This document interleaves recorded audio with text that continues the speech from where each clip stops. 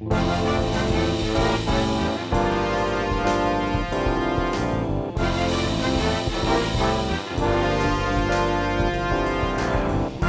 I was in a band in college.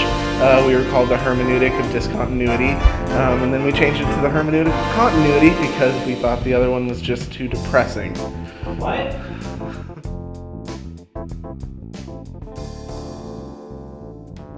Ho, ho, ho. Happy holidays. Whoa.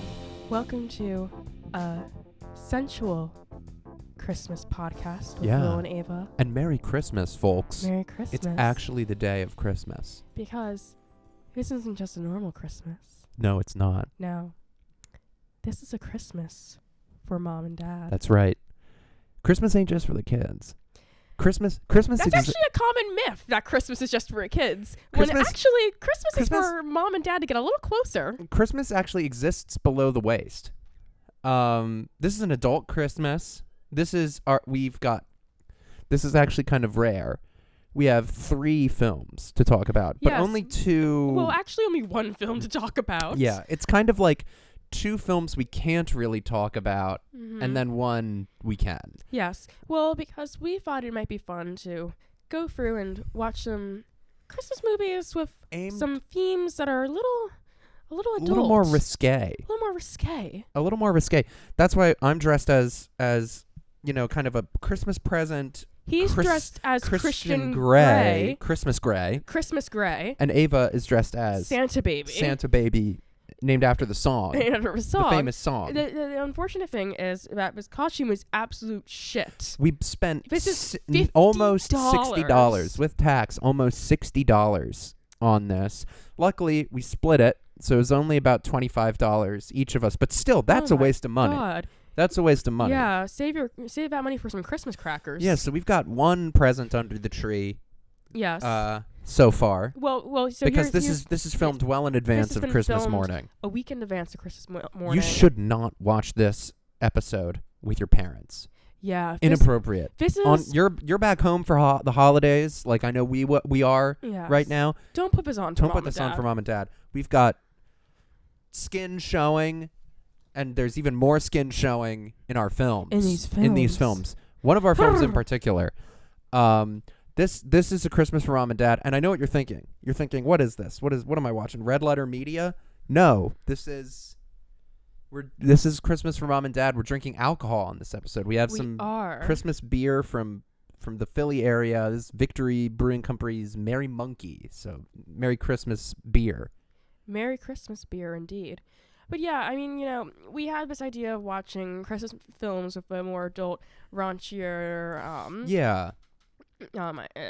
subject matter, since we watch so many kids films and family films. Sometimes you're browsing on these Tubies. Even Amazon is kind of like this, and you'll see a poster of scantily clad women and you're costumes somewhat like this. Sort of like you see like a woman wearing a push-up bra in a dress with a Santa hat on. You think to yourself, what the heck am I watching? This is inappropriate. This is about toys. This is about Hermie the elf. This is about Rudolph, Saint Nick. But no, Christmas is for everyone. Everyone enjoys Christmas. And so Christmas for mom and dad, Christmas After Dark.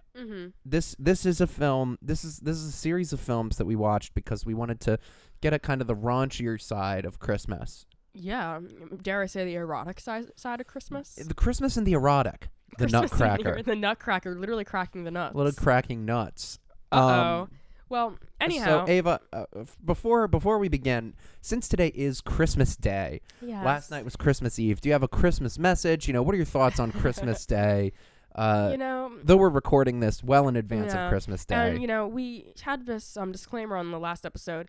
I today have no idea what world events might happen in between December, is it the 16th? Yeah, today's December 17th, actually. I have no idea what, I need to go Christmas shopping. I have no idea what world events might be happening in between December 17th and December 25th. So, if this message feels a little flat, it seems to be missing the big thing that happened, that's not my problem today. So what I will be saying on this very Merry Christmas is to, spend time with family, spend time with your pets, Pets. Yeah. Which are also family members. Yeah. Eat a good meal, relax, have a nice time, but also get out of that main family room and maybe lock yourself in the bathroom or the bedroom for a little bit to listen to this episode. Yeah, lock yourself in the bathroom to pleasure yourself do whatever, to this episode. Do whatever I don't know. you have to do, you know. I don't know what As you do. you know, we've started editing the intros. Since this is a visual podcast, the intros now feature, you know, footage from the films, you know, and these are raunchy films. I mean, I don't know, maybe something provocative will make it into the beginning. Not too provocative because it's on YouTube, so yeah, you know. It can't be as provocative as that one film that we saw. Yeah, so I guess let's get into the discussion. We made a maybe mostly Wait, do you me. have a Christmas message? My Christmas message is smoke weed. I don't know. Smoke weed. Christmas- Spend a bag. Smoke weed. Fuck them kids. I hope everybody made a bag this Christmas. No, you know, happy holidays and Merry Christmas, Happy Hanukkah, Happy Kwanzaa. I feel like Hanukkah already passed. Hanukkah definitely will have passed by Christmas. Yeah. Yes. That's your very, you know.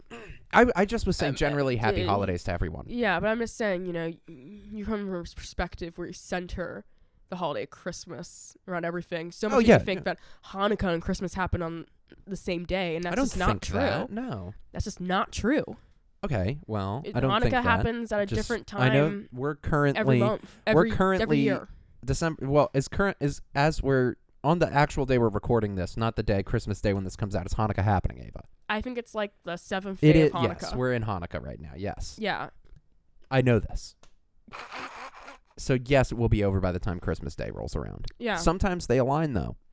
Sometimes they do align. Sometimes Hanukkah happens on Thanksgiving. and that's always like the goated Christmas when Hanukkah and Christmas happen on the same day. That's goated. That's like classic, like what we imagine December is. But I guess my Christmas message is you know, you know, and I feel like everybody always says this, but in a time that can feel so dark and so hopeless, you know, I think you know, coming together.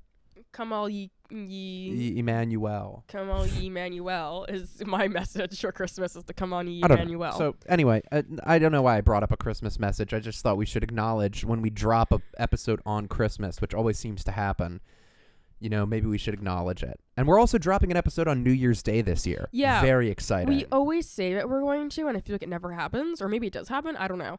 But we are. This year we're going to really work on it. Yeah, it's just so you know, guys, this podcast is a labor of love. It is so hard to do this. It becomes like the main thing we do in December. And no one is forcing us to do this. No, and none of you, no one's listening to this I said either. this on my Instagram story. I don't do this for the money. I do it for the love of the game. Yeah, exactly. And this is some hard ass work. Yeah. So, my darlings. So let's get into the discussion.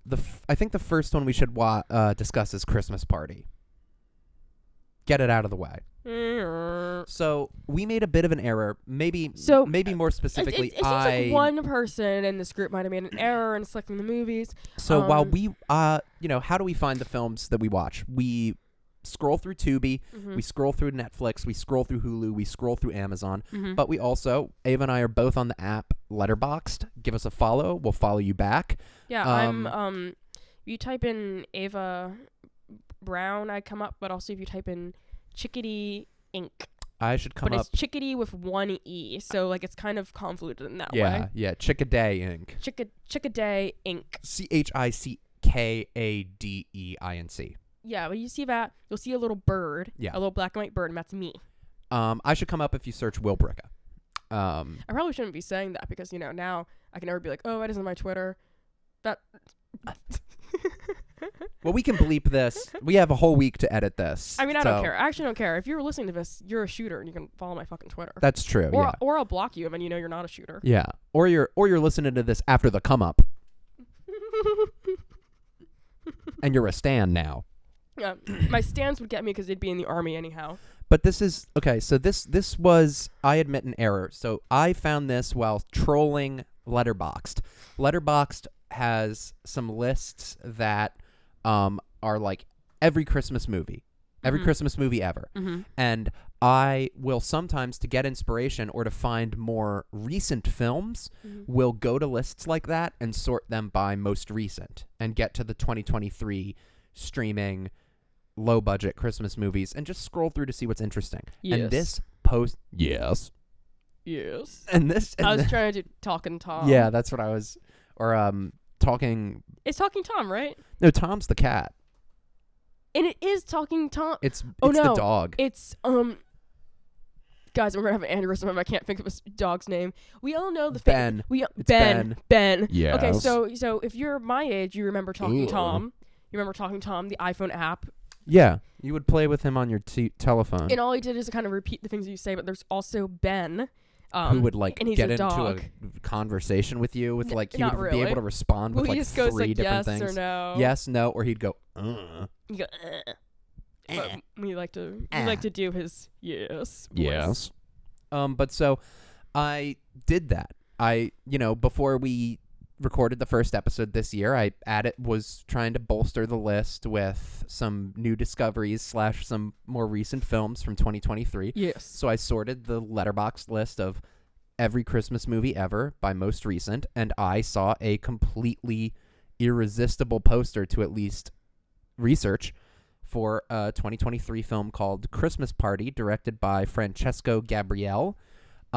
It had only about like 10 viewers on Letterboxd. It had exactly what you want from like a low budget, high concept Christmas movie. A few people rating it low, maybe one person giving it like 5 stars, maybe ironically. A review that said like, you need to put this on and tell people it's like a regular Hallmark Christmas movie. And I was like, okay, the poster, mind you, which you can easily see, is of a shirtless man with a Santa hat on and a woman in a more raunchy Santa sexy costume. It's like lingerie. Yeah. Although I would say that my Santa costume is sexier than hers. Well, it's because you're wearing it, darling.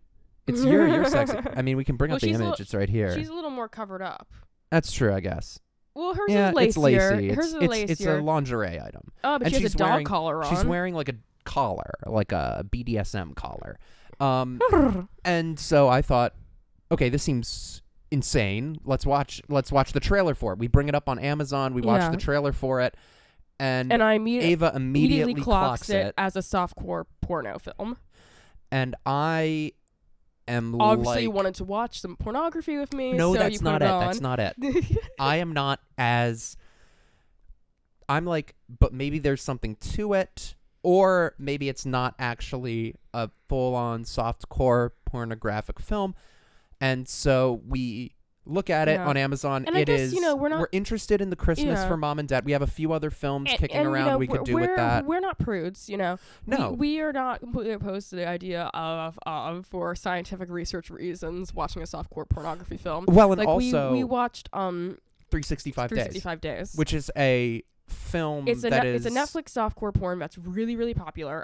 I think a lot of people that watch it don't even realize that it's a softcore porn. It's actually a traditionally what would be categorized as a softcore porn film. Yeah, but I think it's supposed to be more of like a people. It's got a bit more of a narrative. People see it as like, oh, it's a dark romance film. Yeah, they see it in the it's a dark romance. Same realm as like 50 Shades of Grey. When 50 Shades of Grey, not a softcore porn. It is. Yeah, that's the thing. 50 Shades is not a softcore porn film. It's just a romance film. Yeah, even though it's based off of like a erotica novel. But so there was an element of, okay, that's not really what we're looking for here. We're looking for low budget, high concept Christmas B movies. This episode specifically, we're looking for adult oriented ones. Yes. However, that doesn't mean we're looking for actual adult films. Yeah. Because that's just to be fair to the filmmakers and also to what this podcast is. We're not giving this film a snowball ranking, and we're probably going to barely touch on it because it is not what we're here to do. It is a different type of film. We're not reviewing pornography here. And there is a time and a place for talking academically or critically about pornography. Yes. I would say especially older. Yeah, you want to talk about like Misty, the opening of Misty Beethoven. We know all this stupid shit. But what the more important thing to me is that, this movie isn't trying to be a fucking Christmas movie. That said, we looked at it on Amazon the night that we screened it, and it was less than $1 to rent. And we thought to ourselves... And Will said, wait, this is the best thing. It was less than $1 to rent, and it was on my Amazon account. And yeah, this is kind of funny. And Will said, oh, I'm not even going to pay you back for this. Yeah, it was like 50 cents. And I was like, oh, okay. Like, yeah, I'll pay for it. But I did end up... It was funny that you articulated the fact that you were absolutely not going to send me I did end up paying 25 you back for cents. It, which you didn't have to, but it was funny that you articulated it, which made it be like, oh, well, okay, I guess then. Jerk. Like, I wasn't the one that's like, let's watch this movie, but you're buying it on my account. I did pay you back for it. I sent you about we got 26 cents. And of course, we got in a big drag-out, knockdown fight after this. Yeah, it was like those Family Guy fights. I grabbed him by the ankle, and I She swung him around. She picked me up. She cracked me like a whip. I cracked him like a whip. It was it was Jover for you. She threw me like I was a dead cat. It was really intense. Yeah, it actually wasn't funny at all. No, I was... and it was upsetting. I was very much in pain. Yeah. But anyway, so yeah, it was less. We don't have to air out our dirty laundry. It was less than $1 to rent it. We bought it. We rented it. We watched the full film, and it was... Drum roll, please. Yeah, it was just a soft-core porn film. Yes, but, I don't want to talk about it, like, too much in terms of, like, the plot or, like, sex acts in it. I stand by why we watched it, because I was kind of interested in seeing a Christmas... This is the episode. It's a Christmas porn. Yeah, it's a Christmas adult film. It's a sexy Christmas. It's a Christmas that's about being sexy. Yes. And only really one of our films applies to that. I think the issue with this movie was that, like, okay, like, because I don't want to get into, like, the details of it, because, like, I think this softcore film was pretty irresponsible in a lot of ways. And I'm not saying this from a prudish perspective. I'm saying this from the perspective of, like, what type of, like, themes and ideas, the situations depicted, and situations are you going to depict in something for erotic purposes, and who is this, and who is the audience for this? Which again, in a non-prudish way, I would argue that you and I both find 365 days to ride that line pretty well for an erotic film, an adult film. And here's the difference: 365 days. It's a softcore porno, but I think it's marketed and exists as like like a dark romance film, i.e. for women. Right. Oh, okay. Yeah, sure. So like, I see what you're saying. 365 is like a movie that has like those kind of pornographic elements in it in terms of like showing very graphic sex scenes. But it's all simulated sex because it's not a porno. And some that are intense. But it's heavily plot based. Yeah. And although there are, definitely some questionable situations and themes, you can tell the audience is for like a woman to be like, whoa, this is so hot. Yeah, sure. I see what you're saying. You know what I mean? I think I know exactly where you're coming from. Whereas this film is not that. I think we found some of the way that the intimate elements, obviously it's softcore, so everyone's like wearing like yeah. Oh my god, jeans. And the worst thing about it, guys, is not only is it softcore, but it's fucking British. Oh, that's the other thing. That's the other thing that kept me watching was that it was British. No, yeah. That was the thing that made me want to kill. It made me upset and not want to be in this mortal world anymore. Oh, interesting turn of phrase. I was trying not to say the thing that you say every episode. Yeah. It was just unalive myself, as the TikTokers say. I think we need to... No, you can say unalive. That's the whole thing. I think we need to, though, talk about why you feel compelled to say that all the time. Yeah, maybe I'm like BoJack Horseman, and I'm like, Oh, I wasn't even going at it from that angle. I was coming at it from, like, the, like, can we spruce up your vocabulary angle? Okay. I wasn't hating on you. I was goofing on you. It made me want... to jump out a window. Gouge my eyes. Gouge my eyes. I thought we said we were not Red Letter Media referencing because we're drinking beer on an episode. Drinking beer. Well, that's why I even thought of it because you mentioned Red Letter Media earlier. But this movie you could tell it was British, so you know, obviously disgusting in that way. But in terms of accents and physical appearances, physical. I kept referring to the physiogeometry of these people. Colloquial usage. Yeah.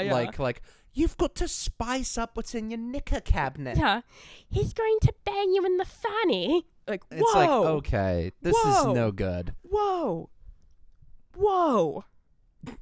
You know, I don't want to hear about it. But beyond that, it was very irresponsible, and in the way the sex scenes were depicted. I'm basically telling you not to watch this movie. Yeah, it's not even funny. The central relationship is... If you have, like, a very high tolerance for things that suck and are awful, I guess you can watch it. I would say it's not... I have a very high tolerance, and I barely got the LOL, this is so bad. Yeah, as your scholars, as the preeminent experts on this topic. Because I watch movies that have like really fucked up themes and theming. Like we were mentioning on the last episode, you know, like I love watching like the evangelical B movies. A lot of those which often have really heinous plots. Well, and a lot of that those deal with like sexual assault and stuff in like horrible ways, and I have a really high tolerance for that. A lot of those films use very disturbing real life imagery and situations to justify where they're coming from ideologically.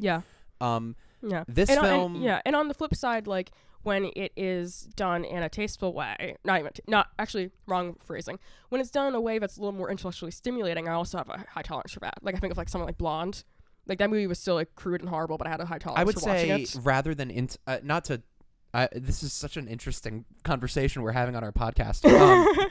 And I think people can kind of garner our main objection with the central relationship that's depicted in... Yeah, it's like it's disturbing, abusive, not abusive, but like because it's I guess like 365 is like an abusive relationship or like 50 Shades. It's in how it's depicted and handled that I object to. Again, I think to be generous to this film, one, it is solely a, you know, adult film. Two, it's very low budget. It's very low budget. I guess what I'm going to say about it is that, like, the sexual acts all occur in a very non-sensual and non-erotic way. Yeah. And in a very sudden and intense and bland way. Yeah. That does not... With a softcore porno film like this... a lot of the ones for women, like, they really focus heavily on, like, the erotic, even if there's, like, problematic themes in the movie, like, even if you want to talk about 50 Shades, right? That's filled with, like, problematic elements of, like, how the BDSM relationship is negotiated. But this movie had no thought towards the erotic or the sensual, only to the act of penetration. Yeah. And that was what made it so skeevy and disgusting. And also just like general aesthetic things such as our main character, or the love interest character, has like a sex club in this movie. Yeah, he owns and operates a sex club, which is, again, low budget movie. You know, no hate, whatever, but like it's like basically just looks like a basement. And in fact, a terrifying basement. The friend character, the Stacy character, says something like, "It's all right if you're not into it. You can just sit at the bar." When you go into the club, there's no bar. Yeah. It's just like a basement. And so we see like, and so in like in the background, right, we see like these characters engaging in sex acts. Yeah. And like it just looks like disgusting and like semi like violent, and you can hear the guys on the background like yeah, and there's like, one guy, it's like, what am I watching right now? There's one guy that just is shrieking. yeah But if you want to know a little bit about the plot, and this is all I'm really going to say about it, I keep saying this is all I'm going to say about it, but I have a lot I guess my special interest is probably like sex and pornography and shit like that. Whoa. But know what I mean in terms of like how it's like depicted and like shit like that, you know. I think it's like interesting. But what I will just, you know, it is a Christmas movie in the sense that, you know, our main character loves Christmas. She does. Yeah, that's I guess like the last thing we can touch on is why is this a Christmas movie? There's a Christmas banner in the background of everything. They actually use the same Christmas banner. Like they couldn't be bothered to buy like two. So it's the same like Merry Christmas banner in the background of like 50 different scenes. It's the funniest shit ever. Yeah. And the male character is just like absolutely like in world supposed to be like charming but elusive. Yeah. But in reality, it's just despicable. But also, I will say, there's a twist at the end where we find out that he's actually evil. Yeah. Which again makes the film really troubling to me. Yeah, because it's not like done in a way. It's just not done in like the right way. Yeah. And you can tell the audience for it is very masculine, I'm assuming, because or even if it's not, it's just not made very. It's not done thoughtfully, and it's not properly. And if the audience is for women, this movie, because it is a female character, she's like, "Oh, my boyfriend has broke up with me, blah blah." Now I'm gonna go on this sexual adventure. My boyfriend has broke up. And in the current like landscape of like the, you lost your Christmas bow. Pick that up. But in the current landscape of like things, I'll put it on the preamp. Christmas tree. But in the current landscape of like the internet existing, I would say that this probably is attempting to target a female audience. Yeah, but it's not made thoughtfully. It's not made very thoughtfully. Yeah, if it is, which I don't know. It doesn't really seem like it is. It's based off of like a lot of details within it. It seems like it's a little more male fantasy oriented. Sure, I agree with that. But I think like again like with 365, I'm not going to recommend 365. No, but I guess it's like... But it's a good example of like this is a kind of a counterpoint. That said, it's a higher budget production, but it is a bit of an interesting counterpoint. But it's a good example of one that's like obviously made with the audience. Like, this is for women. Because it's like a fucking Wattpad like story. Yeah. It's like what if your boyfriend was in the Italian mafia? I used to read like when I was like a tween. I used to read a lot of fan fiction, and it's like beat for beat, it's like a fanfic ass like movie. It's like what if your boyfriend kidnapped you and he was in the mafia and blah blah. It's very like plot based and dynamic based, which like I think women are more interested in, like when it comes to things that are supposed to like sexually excite them in media. Yeah.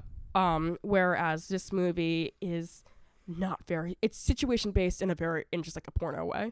It's which is more masculine.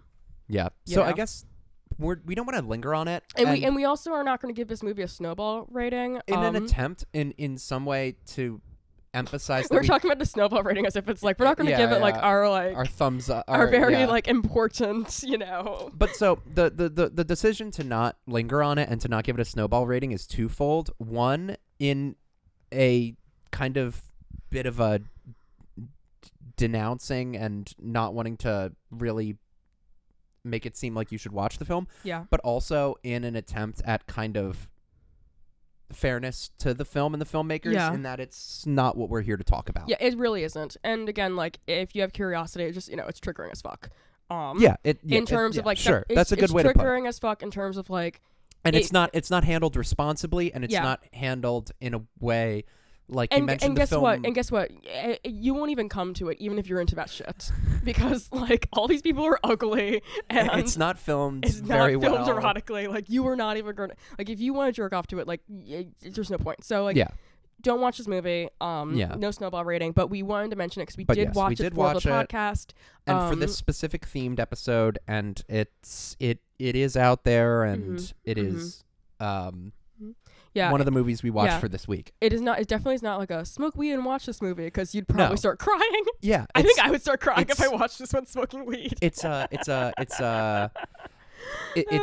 complicated artifact that we don't endorse, but will also just acknowledge. Yeah, but that's me speaking intelligently about softcore. So okay.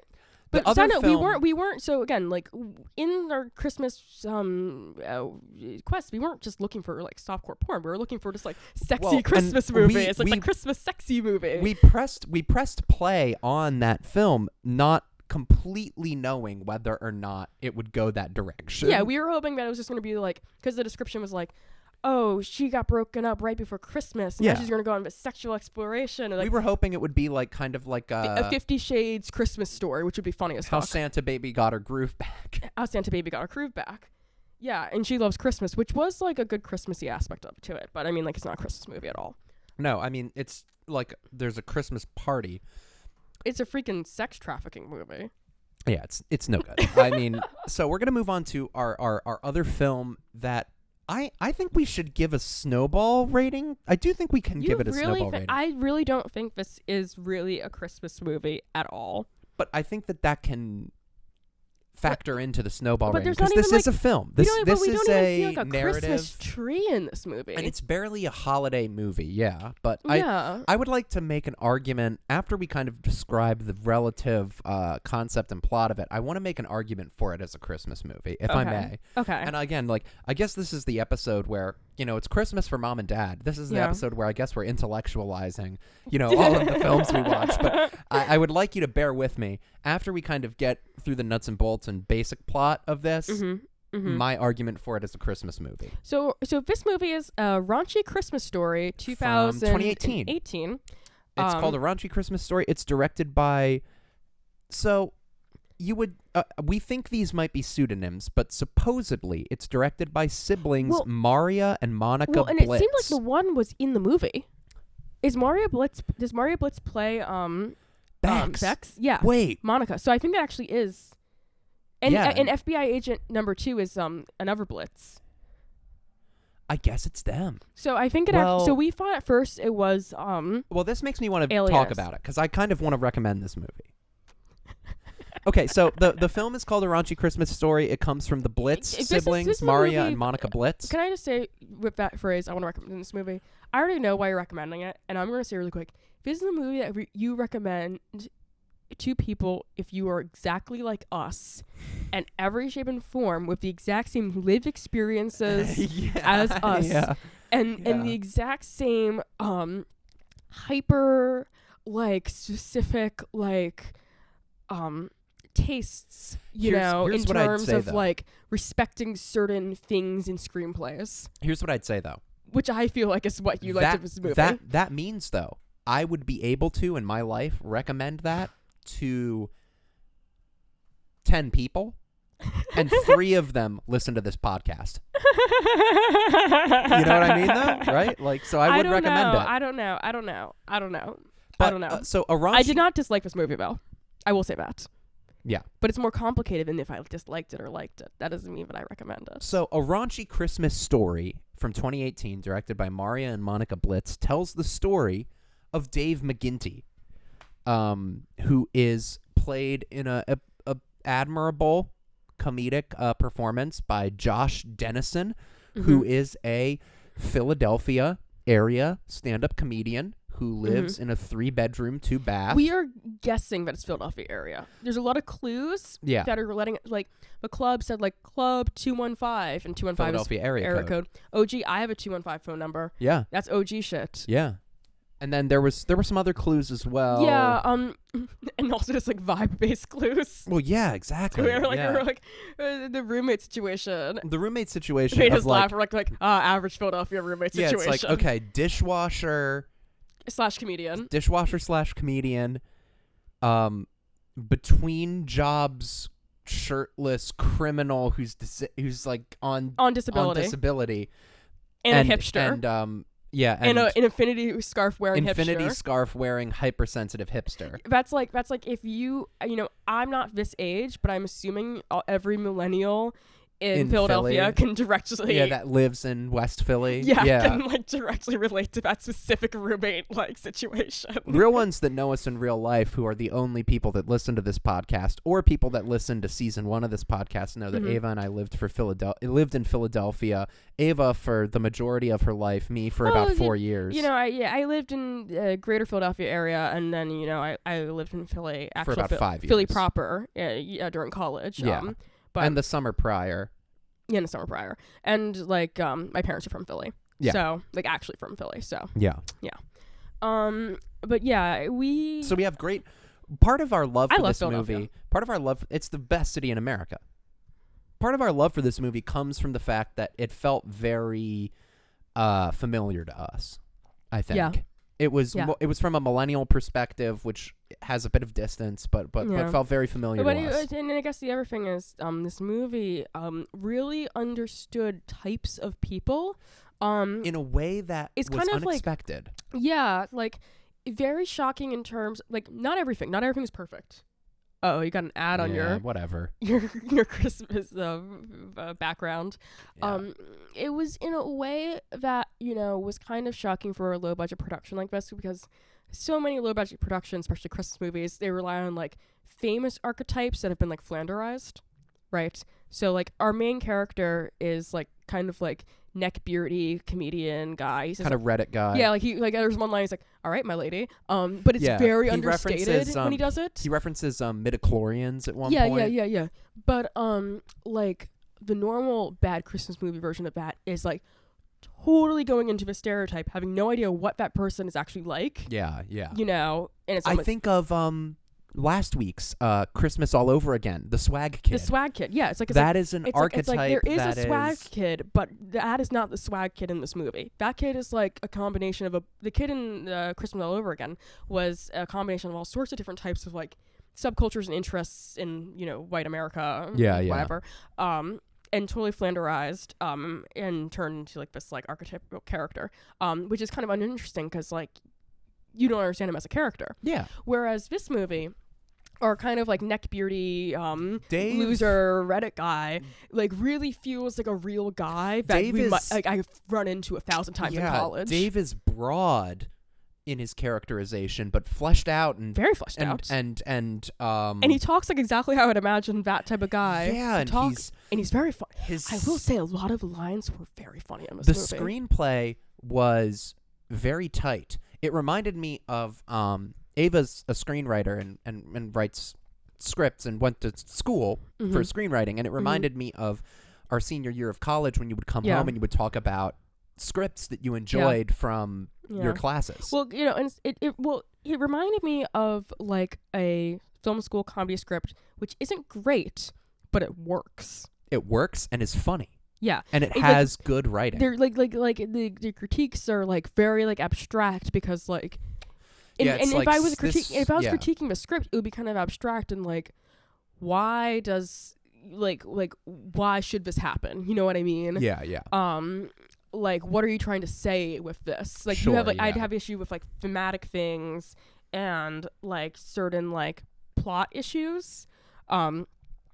And how they kind of like come to be. Yeah, I agree with that. I mean, it's obviously, well, I guess like the timing of certain things, but a lot of it is pretty solid. You know, it would be a hard script to like, it wouldn't be a script that would be like easy to critique, right? Like it would be pretty solid on face value, maybe some cringy lines, but you can't really critique people for having cringy lines. I'd also say like it or having a different sense of humor as you. Yeah, exactly. And you also can't critique people. I truly feel you can't critique people for their movie looking kind of shitty, crummy, when that's the only way they can make their movie. Yeah, and again, it's like I'm saying, like just on a screenplay level, like not even seeing the movie. Yeah, like I feel like I could imagine, like I guess the best version of this is like a Judd Apatow or like an Adam McKay. I don't know though. I feel like the best version of this, because this movie is, I kind of used this kind of flippantly last time when we were talking about A Sir Charles Christmas, but this movie is a very solid hangout movie. Yeah. Its best version. I really is liked like perhaps just like throwing these filmmakers $100,000. And also and like really like fundamentally funny things in the script. Like so we have our main character who's a stand-up comedian. He's like not good at comedy. And one thing but I think he's kind of funny. Well, he's funny in real life, but when he does his sets, he's really bad at his sets. Yeah, and his sets are almost really comically. Yeah. Well, one thing I really liked about this script is that all of the comedy sets, none of them are good, right? Yeah. Like, and they aren't trying to be. Like it's like his sets, like he always does the same thing, and it's like it doesn't work. It's a total flop. It's a bad set. It's a very It's an edgy set. It's a very that's laughably weird. bad. It centers around Adolf Hitler. Yeah. And it's like, funnily not good. It's like really not good. But then his friend Bex, who's played by one of the filmmakers, Monica Bliss. She does a set and it always kills, but the set that she does is basically her just saying like nothing over and over again. Yeah, she's like that's right, what's your name? This guy, which feels like it's a satire of like crowd work. Yeah, she does like the reliant crowd work. Comedians. But everybody loves her, right? Yeah, because she's charismatic and just naturally funny. That's where the midichlorians line comes in. Dave says like, I must not have as high a midichlorian count as you. I like that her sets aren't actually like. I like that they're not actually like, oh, let's write like a really good set. They're for not. Bex. Yeah, they're not stand-up comedy. Yeah, it's like no, it's like the idea. In the traditional sense. Well, the script is like almost like satirical. It's like the idea of stand-up, right? Yeah. So like we get the idea of like what her set would be like, but we don't actually like see like what like if it was realistic what her actual set would be like. Yeah. We just get like this kind of like like her first set is like it's like hey, what's up, hey, that's okay. Yeah. Wait, what's your name? Henry? Oh, I know. I'm sure you're like. It's like total like word jumble. Yeah, and whenever I thought we that was cut really to funny. her as like an intro into the I feel comedy like that's club something scenes, that would be in like a smart movie. yeah, she'd be like, well, I think perhaps this is a smart movie. Mm-hmm. You know, the to an extent. Yeah, but you know. To an extent. But I think whenever we cut to her like as an entryway into one of the comedy club scenes, she's always like going like, "That's right, yeah, that's right." yeah. I thought that was really funny. And then so the other thing I liked about Bex is that Bex's character is a lesbian. You know, she's always sleeping with like hot girls. And kind of a promiscuous lesbian. But they didn't like. So the movie isn't like dumb and annoying because they didn't like. I mean, she's one of the directors, it seems. But they didn't cast like a lipstick lesbian, like super hot, like big bosomed, like sex bomb girl to like get people to watch it. Yeah. They cast like a normal. I mean, it was the director, but it's like a normal looking girl. Yeah. You know, yeah. she's like totally normal. Yeah. She looks like she's a lesbian. She doesn't look like a girl that's pretending to be a lesbian in the movie. And she's really funny and feels very real. Yeah. It's a lived in. Solid movie. And her friendship with like this loser comedian guy feels like a friendship dynamic I have seen play out in real life. Yeah, exactly. Well, and the fact that they're both like open mic stand-up comics. Yeah. They both only have 5-minute sets. Yeah. Or I think like Bex is the host of the show. Yeah, Bex is the host. So and brings kind of Dave as like a favor to Dave. Yeah. Dave like signs up for the open mics and shit, and he always fails. Yeah. But so Dave is like obsessed with this Russian stand-up. Yeah, this like Soviet era Russian stand-up who was considered an enemy of the state and disappeared. And again, when they show his set, because he has like a VHS of his. A VHS tape, which is it's a in the world point. of the film, the only VHS tape that exists. Yeah, of which we find out later. Russian the Soviet comic. If the movie was better, we might have found that out earlier. Yeah, that the Russian spy element. Yeah, there's a whole Russian spy element that kind of makes it fall apart in some ways. It's absurd, but it's also like the thing that where it's like plotty and like not. But imagine built. if this was directed by who did World's End. Oh, Edgar Wright. Yeah, imagine if this was like an Edgar Wright movie. I don't know. This is again like Edgar Wright's but like imagine if it was Edgar Wright. And once they get into the house and the spy thing happens, it's like hyper violent and like crazy shots and like. Well, I guess that's why it reminded me. This entire time I was like, I've never watched Scott Pilgrim vs. the World, but the entire time I was watching this, I was like, I feel like this is what Scott Pilgrim vs. the World is like. Having watched Scott Pilgrim, and I love a lot of Edgar Wright's films, like the ones he did with Simon Pegg, are like I think they're like magnificent. But I feel like part of what I like about this movie is that it's very understated. Yeah, but I feel like it kind of like reminded me of like those types of plots, I guess. Yeah, where suddenly it's like, oh, and there's this and now it's a fucking action absurd movie. Intrigue. Yeah, like a good, you're right, Simon Pegg film. Yeah.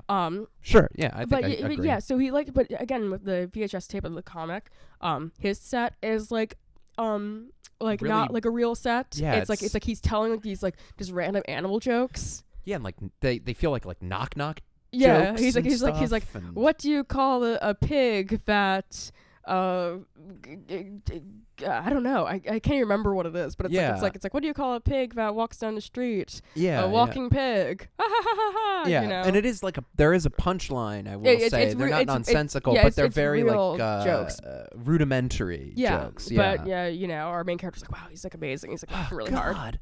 And I think that's a good impulse when having like real jokes in that scene. I agree. And just having like just kind of like weird knock jokes that like some of them work, some of them kind of work. He's into this very specific esoteric comedian, and he's kind of striving to again feels like real ass people. I feel like it kind of like it's like it feels like a comic that's like obsessed with like I don't know.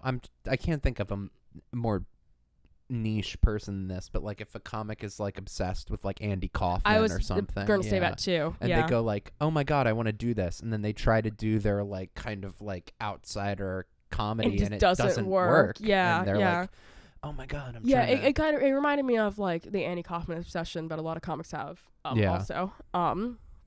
We keep getting ads on keep this getting thing. ads. Like, they're really monetizing his background. Yeah. Insane. But yeah, so I liked all that. So he has a girlfriend, our main character. It's a long distance girlfriend who you get the sense that they've been dating for a little long time. bit, but she's in where is she now? She's across this country. She's in like Colorado or something. Yeah, she's in Colorado. Which again, I think is proof that this film might take place in Philadelphia. Yeah. Because you're like, oh, she's across the country and she's in Colorado. Yeah. But yeah, their like dynamic. She's like really like, she hates him, obviously. Yeah, in a funny way. Yeah, like sometimes it pushes to like, okay, like end the joke. It's going too far. Yeah. Like when she's talking to like her boyfriend off camera. But also like I feel like I've seen like fucking like real ass movies where I'm like, okay, the joke is like lingering too long. Yeah, like Hollywood big budget movies where big it's like they're movies. like really drilling you over the head with like she hates him. But it's actually kind of funny how much she hates him and how much he just does not care. Yeah, and the performance she gives is so like brutal. She's like, okay, you need to send me $50 for headshots. Yeah, exactly. I think she might be in LA. No, she's in Colorado. Okay. Because he does that stand up thing about how much he hates Colorado. Oh yeah. And the old lady. Another like kind of thing that doesn't quite work with the rest of like the world of the movie, but is very funny is he does a stand-up set immediately after his girlfriend breaks up with him over FaceTime, which was a very funny scene when she like the breakup scene was really funny in the beginning of the scene. Yeah, because she's breaking up with him and he's like sugar, honey. Angel dust. He does like it's the way different he names says for cocaine. it, but it's the way he says like sugar, angel dust. It's like it's just so funny. I don't know why. Yeah. It was really He in gives a good in the letterbox review, people were saying that like everybody was a bad actor, but I totally disagree. Like, I think that he was great. I think that Bex was pretty good. Yeah, I thought that the supporting cast of like his roommate, his boss from the comedy club is like this. I think he's like a repressed gay boss who has a crush on his one roommate at the Christmas party. At one point, he refers to himself as an otter, which I thought was kind of funny. He refers to himself as an otter, which is interesting. Because I don't know if the director is a lesbian, but it seems like she might be at least aware of like gay culture and stuff like that. Exactly. Like, just based off and of that's like, part script. of what makes the movie good is because the Bex character feels like a real person and the boss character feels like a version of like a boss you might have. Yeah. It was funny. I thought it was funny, and the main so like the thing. So the main thrust of the plot. Yeah. So Bex and her recent hookup. Who's like a witch? Who's like a Wiccan like female girl. Yeah. Decide that all right, we need to get him laid. Dave laid. There's also a B plot, which is kind of where the movie is at its weakest, where it's leading up. It's like the girl that Dave is eventually going to meet at this party is friends with these two like kind of like party girls that are always drinking, pre-gaming, doing coke, stuff like that. They are the only characters that don't feel like real people. Yeah, but they feel... like they feel like approximations. They do feel like an outsider being like, I hate girls like this, these girls, but like not knowing what these girls are like. Sure, yeah. And like casting wise, they don't really feel like the party girls who do coke. To me, at least. Sure, I get where you're coming from with that. To me, at least. But there's but that whole fine. B plot. I mean, like, there's like this like girl that they call the ugly girl, who's looks probably the same as them, which is funny. Looks normal, and she's I liked when they're like, "Is it okay if we bring our ugly friend to his party?" Yeah. And it's like, that's funny. And she's like kind of like interior and like not as into the party drinking drugs stuff as her. Yeah. I think that's definitely one of the weaker parts, and I think honestly like the main like plot of this is pretty weak. When it gets kind of goofy with all the Russian stuff. I agree. So Bex and the Wiccan girl decide to like throw this Christmas party in like a cabin in the woods. In a cabin in the middle of nowhere. And what was I going to say? they're gonna throw his party in the middle of the woods to like make sure that he gets laid by having these girls there. Yeah, they're gonna invite a bunch of girls. They're gonna turn off their cell signal. They're gonna make sure the Wiccans gonna like do like a chant to make sure it like snows. Yeah, so like they get like snowed locked in. I liked that element. I said while we were watching, it felt like something out of like Wet Hot American Summer, where like suddenly something that's just so ridiculous. Like unlike when the Russian thing comes in, it becomes the like main. It doesn't have a lead up like Wet Hot American Summer, where it feels like very like. Yeah. I feel like if the woman who played, so ultimately what happens is, the party happens, but what we find out is one of the girls who's like one of the drunk, like annoying girls. Yeah. That are like obsessed with like coke and drinking and having sex and stuff. One of them is actually a Russian spy Soviet. They say Soviet, which is kind of silly. Yeah, which is I think intentionally silly. A Soviet spy that's there to get that tape because it's the last tape of the comedian, and that comedian in real life was like brought to a gulag. Yeah, so he's like a subversive, like an enemy of the state. So they want to destroy the last tape of a subversive. And I think if that actress was better, like I think it just had to be a completely different girl. Yeah. Because I think she didn't really like look the part. She wasn't really giving that. She needed to, and I think she needed snap into a completely different person. And I think the parts where she's like on spy mode, they should have like had filmic sequences and moments in a script where she's like really badass.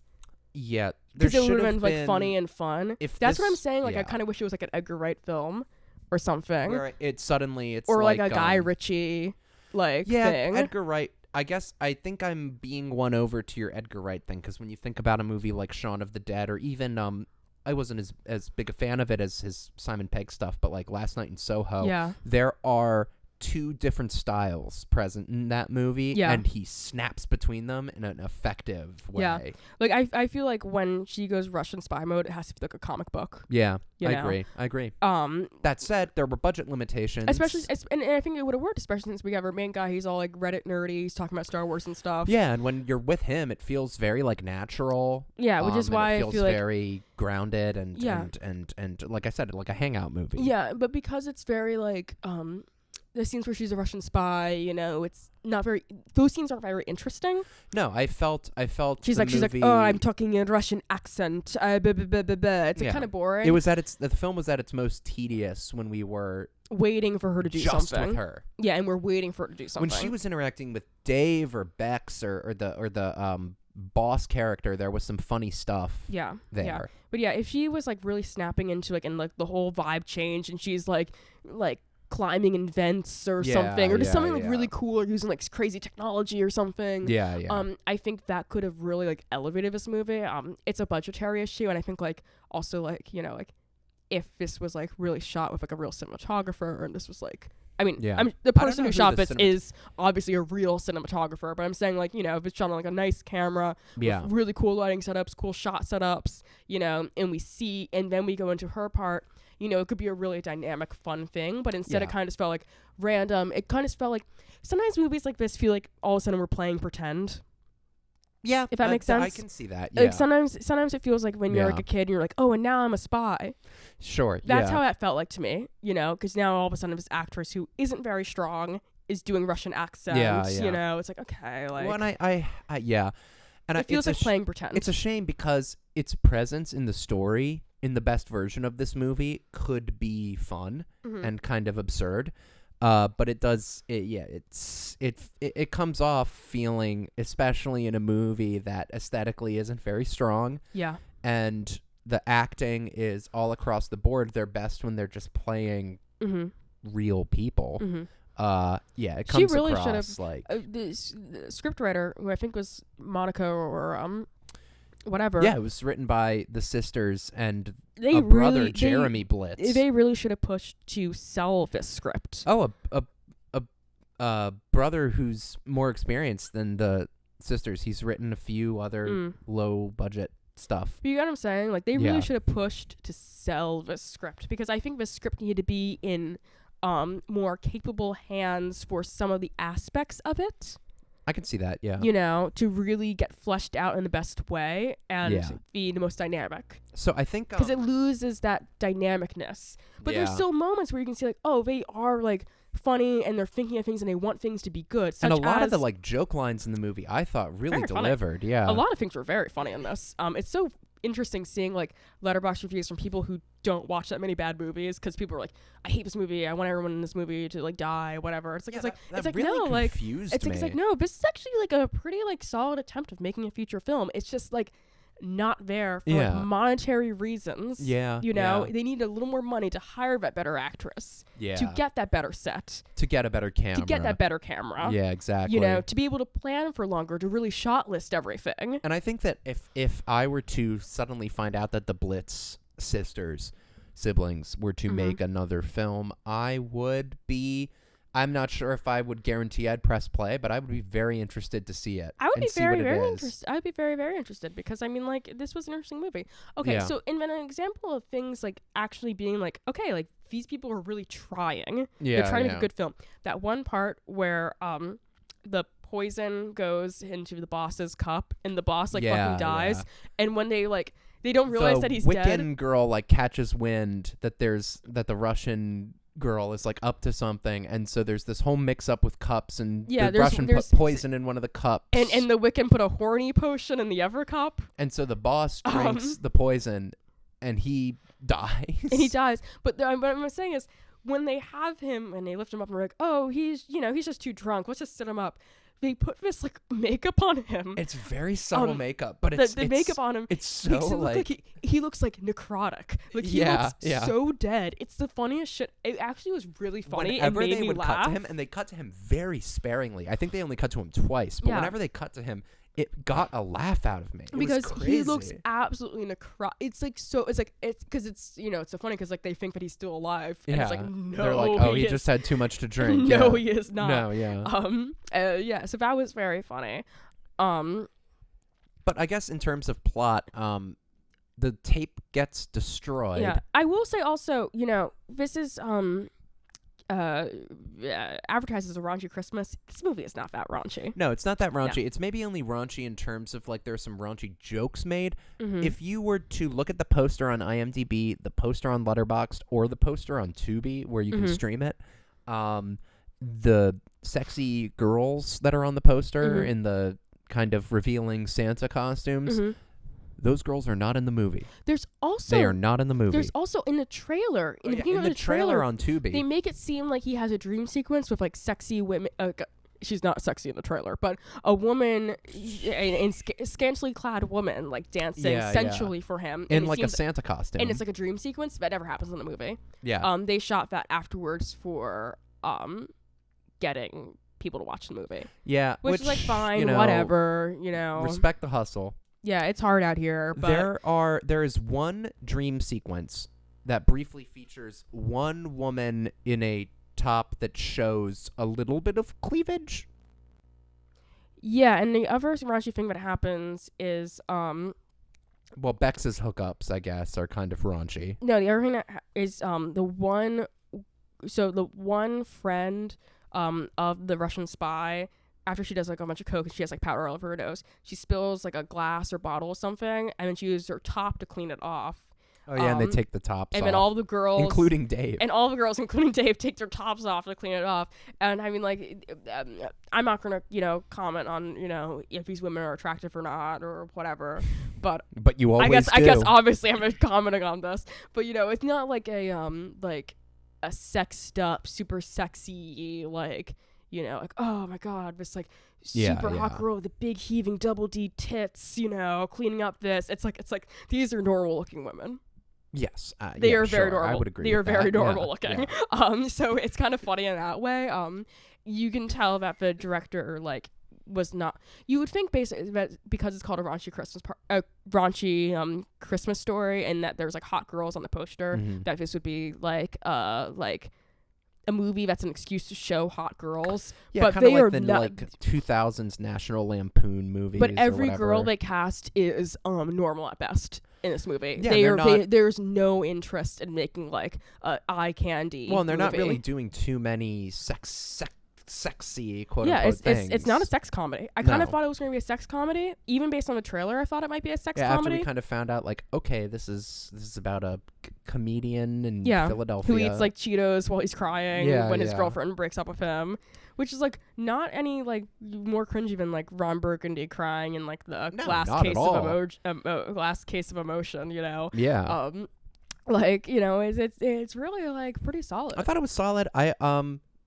In terms of plot, you know, okay, so The Russian stuff loses me though, and it's just an execution issue. That's what kind of makes me yeah. upset by it, because it feels like all of a sudden we're like playing like pretend. It's like, and I'm a Russian spy, and I'm a Jedi, yeah, and I, yeah, you know, yeah. it's like, okay, like nothing's really like convincing me here. Yeah, so the FBI shows up, kind of like a classic like Monty Python The one cop-out. FBI agent had her makeup done like down, like she had crazy contour, like really had a full I face don't of makeup. remember this. It was not the Asian woman who was the hookup Oh, who went to the yeah. seminary school, Yeah, which was a funny that was joke. a funny bit. Yeah. Very funny, very Oh, funny. Man. Very There are so funny. many just like little interactions Good in this jokes. movie that I thought were very funny These and clever. these and women who wrote this movie can write good fucking jokes. very well written. Yeah. You know, it's a shame that they couldn't like raise enough money to pick like a better movie. Yeah. Because they can write fucking good jokes. Yeah. So like I like sympathize, empathize, and agree with them. I encourage the Blitz siblings to continue writing. This is a low budget podcast, so like yeah. you know, respect. respect. And I've made tons of low budget movies. Like, come on, man. yeah. Like, You're fucking respect. You got a low budget movie and festival coming up soon. Shh. Houston. Mum is Texas. the word. Houston, Texas. Mum is the word. Are very successful and slay. My very successful and slay boyfriend. Billionaire mindset. Billionaire mindset. Will billions. Average senior thesis slay moment. But you know, I really have a lot of respect for this movie. Dave gets the girl, you know, in good Yeah. movie ending fashion. Yeah, he gets the femoid. So here's what I want to do. But it was good. He wasn't super like you know, the movie was not misogynist. No, not at all. At all, which Female filmmakers. which is shocking. Well, just based on the title and like Sure, the yeah, concept, sure. it's shocking that's not misogynist. And I'm sure, at and all. you know, female filmmakers are not above making You also misogynist get films. the sense that like our main character Dave isn't even trying to like get laid that no, hard. Like it's the, mostly Bex and Bex's hookup. and her that- hookup that are really like, pushing for him to get laid. Yeah. And then he's kind of like, okay, like you know, if this girl wants to, you know, get with me, like I'm not gonna When you see not him let like, it happen. you see him like talking to all the girls there, and He's very normal when he does He's very this. normal, and yeah, I don't know, I like it. So allow me to make my argument for this film as a Christmas film, Okay, because I feel like it really barely and why we would. should snowball rank it. Okay, And I think we should snowball rank it because we've talked about it for about an hour. fuck. So and we have a whole we have other one movie. more movie. So I think this is a Christmas film, and again, you know, bear with me, don't laugh immediately. You're in your late 20s. Yes. You're still living with two other roommates, men that you don't get along with, you barely talk with. Average millennial situation. You're not going home for Christmas to see your parents. Average millennial situation. What is Christmas for you? It's hanging out with my lesbian friend and going to a cabin and defeating Russian spies. But no, I mean, outside of the kind of silly, absurd plot of it, that's my argument. My argument is this is a movie about a certain millennial, you know, lower class Malay. Lower class. I don't know. Lower middle class. Lower middle class. That Lower middle class that Malays. Mary monkey's getting to you. But you know what I mean? It's about Lower class. it's about the people that are trying to make it as comics as human beings and make it as human beings at the same time. It's about that kind of It's Mad Max America, and you know it's not Mad Max America, but you know what I mean? That's my argument. My argument is that it is about Christmas. What is Christmas for those that, you know, aren't going back home or aren't big Christmas heads like you or I. I mean, like, it's a Christmas party, but like the only Christmas signifiers we get is that someone brings eggnog. Sure, yeah. And there's not even a fucking Christmas tree in this movie. Here's but we what do I'll see say, someone's Groucho Marx poster, which makes me immediately like the filmmaker who used their house. This is filmed at the filmmaker's house, I have to assume, because there's a wall of Blu-rays that above the Blu-ray shelves is a poster for Duck Soup. Like, that's goated. That's us. That's literally our house. Yeah. Like, I mean, if we filmed a movie in our house, that's like, it's like, oh, this is the filmmaker's house. Yeah, we have a Duck Soup poster. We have Criterions. We have our little Marx Brothers coffee table book over there. We got fucking just off screen. We got fucking Criterions. Les Samurai. That's actually our friend Dawson's Blu-ray. But we have the Criterions out. Yeah, okay. They're sitting out. Those are sitting out because they're not ours. You know, if we turned the camera, you'd see our Frank Sinatra vinyl hung up like a fucking like a shrine to Sinatra because I burnt incense underneath it. All these cultural signifiers. This is obviously the house of someone who went to art school. Yeah. Okay. Yeah. Sure. Yes. But that's my argument. Of two people who went to art school. My argument is that this is the millennial not going home for Christmas, still figuring it out, want to be a stand-up comedian. This is that Christmas film. What did I do for Christmas this year? I guess I went to my friend's house and we had like a party and it was like kind of weird, but I met a girl. That's my argument. I feel like the Christmas aspect on it was so tacked on. Now, sure, it was definitely probably, but it was definitely tacked on to like. Can we do some technical checkups? Maybe it's your iPhone. Might be. What happens if you unplug the iPhone? Now it just completely stopped. Wah. But the the Christmas element feels tacked on to get streams. Yeah, it feels like, and like if you watch the trailer, they lean into the Christmas thing so hard to try to trick you into watching this movie. Thinking it's a Christmas movie, but it's so not a Christmas movie. I mean, like, they say Christmas party in it, but like if they didn't say Christmas party, eggnog, you would not know it was a Christmas party. Yeah. It seems like they had the script already and it was party. And it could have been any party. Yeah. And they changed it to Christmas party because they're like, oh, we should make it a Christmas movie. That honestly is a generous read. Yeah. The ungenerous read is that it was always a Christmas party and they put no effort into making it feel like a Christmas party. Yeah. Well, so I guess if you were to snowball rank it, what would you give it? If I snowball ranked it. I'd give it 3.5 snowballs. That's kind of where I'm at.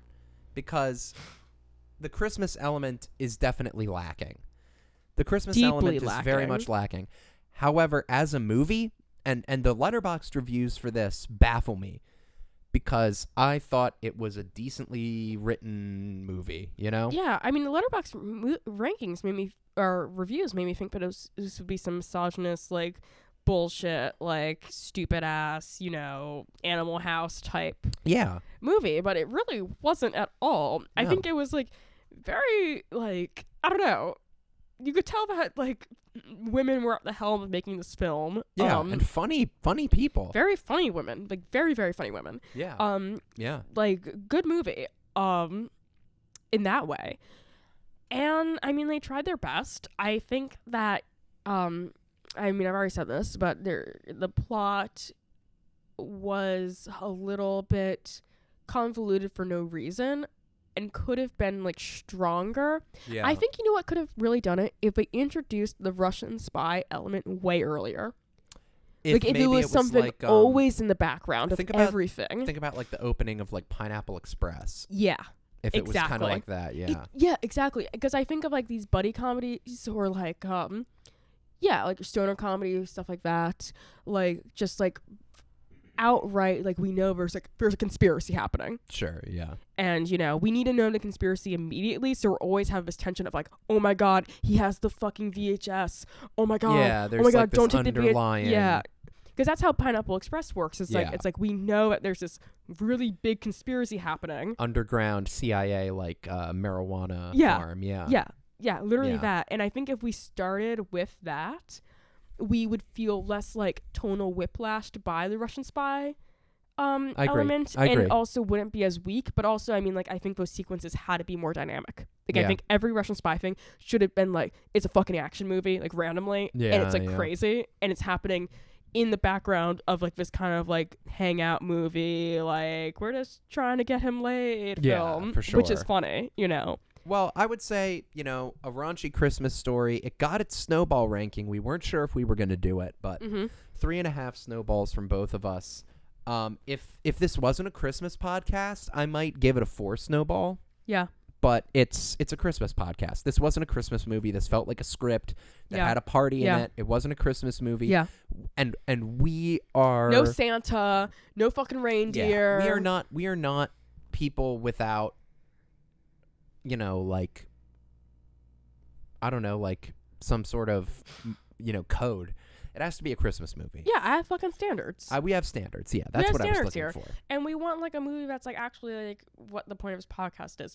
You know, during December, we can only watch these fucking Christmas movies. Yeah, exactly. So don't trick us and give us a fake Christmas movie, and then we have to go like, okay. Even if we're like, that was a good movie, but I don't want to have to negotiate with the text, okay? Yeah, exactly. I don't want to have to negotiate with the text of the film to make it into a Christmas movie. But that's a Raunchy Christmas Story from 2018 coming to us from Monica and Maria Blitz. Recommend or if Maria you're in, Blitz. I think I recommend if you're interested in like screenplays that like are successful but are not executed correctly. Yeah. Sorry about that. That hurt my ears. Yeah, I agree. That hurt the viewers' ears too. I'm sure it did, and I apologize for that. Maybe we can see if we can edit that out, because that'll definitely be apparent in the wave form. Waka waka woo woo. But so we have a final film to talk about. Yeah. This is a 3-film, I'd say 2.5. 2.5 film episode. We have, another film from 2023. Another film so the first film we watched was, you know, not what we were looking for. It was actually an adult film. The second film we watched, we enjoyed, but was also not what we were looking for. It wasn't raunchy. It was not a Christmas movie. And then it was a shitmas movie. No, we liked it. No, we liked it. No, I thought it would be funny to say shitmas. But we finally found it, folks. And it takes the form of this podcast's inaugural Tubi original film. This is the first Tubi original. I will say that I thought we already saw a Tubi original. What was the other Tubi original? What was the other movie we saw this year that was a Tubi original? It was this year? Yeah, this year. What are movies that we saw so far this year? We've watched The Drone That Saved Christmas, A Christmas Karen. Is A Christmas Karen Tubi original? No. And Oops. Yes, so Tubi is truly the gift that keeps on giving, because, I mean, like, The majority of the films we've watched this year have been either rented on Prime, which just means they're out there, or they've been on Tubi. We didn't watch this movie specifically because it was a Tubi original, even though we decided to watch it. We watched it for the concept. Because it seemed like an interesting concept. But I do know, and you probably also know, that Tubi has insane fucking movies. They make like, did you see on Twitter? Did you see on X? Did you see on X that Tubi original movie that was like about Megan Thee Stallion getting shot? It was called The Rapper Who Got Shot in the Foot. That's what the movie's called. What? Look it up. It's called The Rapper Who Got Shot in the Foot. That's crazy. Like Tubi is like culture vulture predatory, but also like letting these people like make these movies like and giving them money for it. You better type it into Google and then find out the exact name. Okay. But anyway, so we watched 2023's Hot Girl Winter, directed by Patricia Kufi Jones. Yes.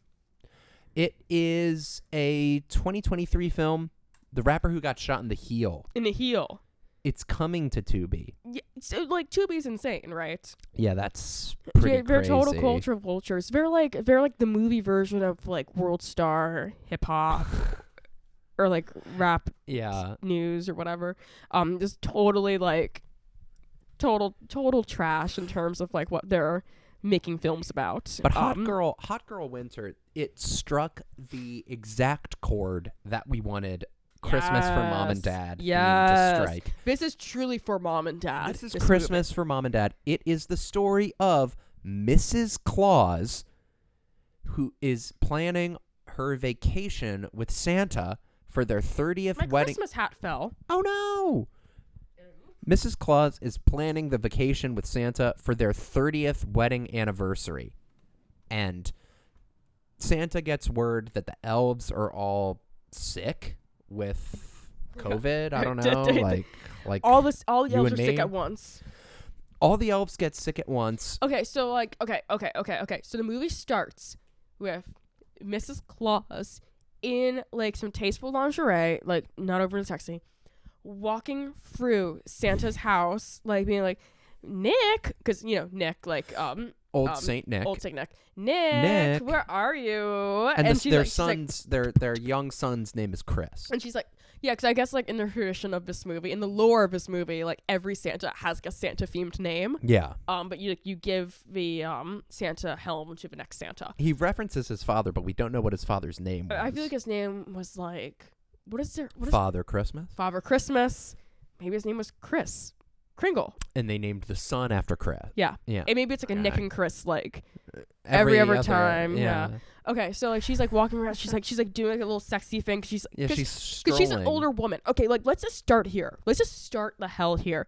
This is a beautiful older woman. She looks like she's like around 50. But she looks beautiful. She looks Golden Brooks Jess, she looks beautiful. She looks younger than 50. She's a gorgeous woman. She was one of the She was on Girlfriends. women on Girlfriends. She was on Girlfriends. Yeah. She's a beautiful woman. And she's in her power, and she's like walking around the house like Nick, like because she wants to fuck, because she wants to bang her husband. She's trying to ride her husband's dick, right? Well, and Santa's hot too.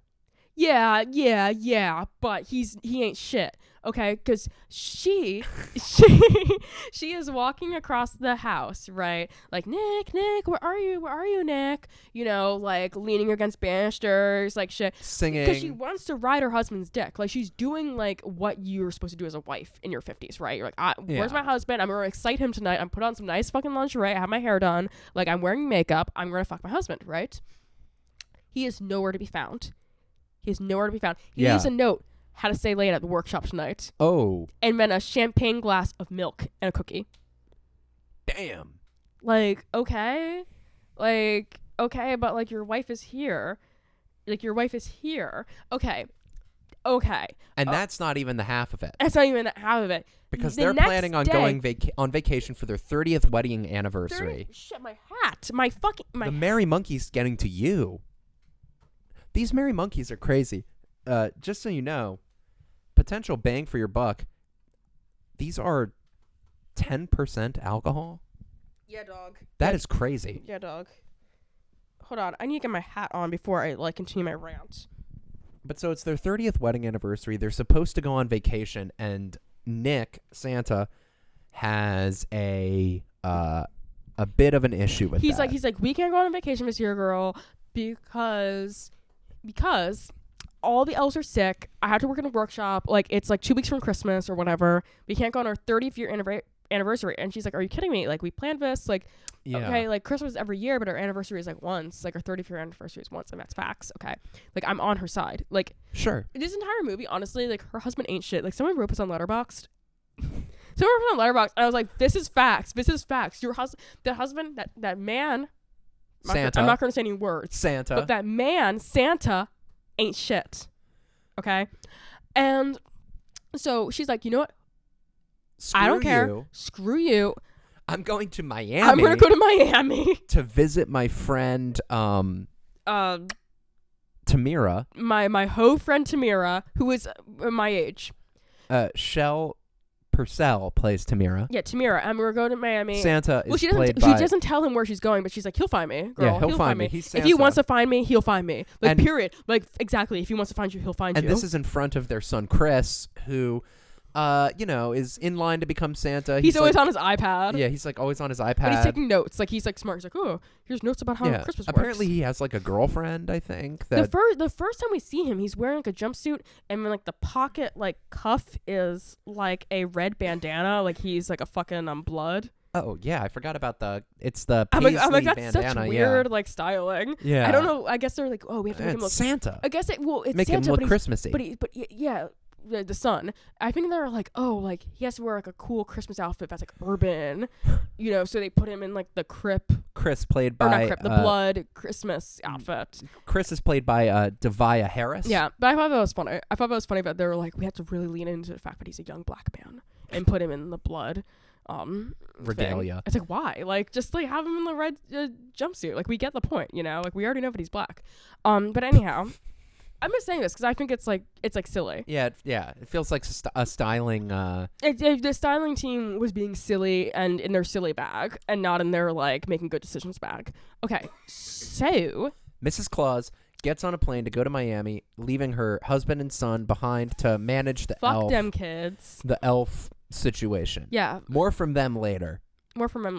She goes to Miami. And they're probably the weakest part of the movie because they're like what we cut to. We were talking about this while watching the movie. Yeah. Christmas for mom and dad, adult Christmas movies. Why did they feel the need to do anything other than fun and games with Santa? Why do they feel the need to emphasize the solemnity of being Santa Claus? Or like the earnest, like realist, like making it make sense. Yeah, like moments. Santa means so much to kids. Well, because not even that, like giving like all these rules for like how Santa works to make it make sense. Well, when it's not like like plot based, because like when you're making a family movie, right? A family movie.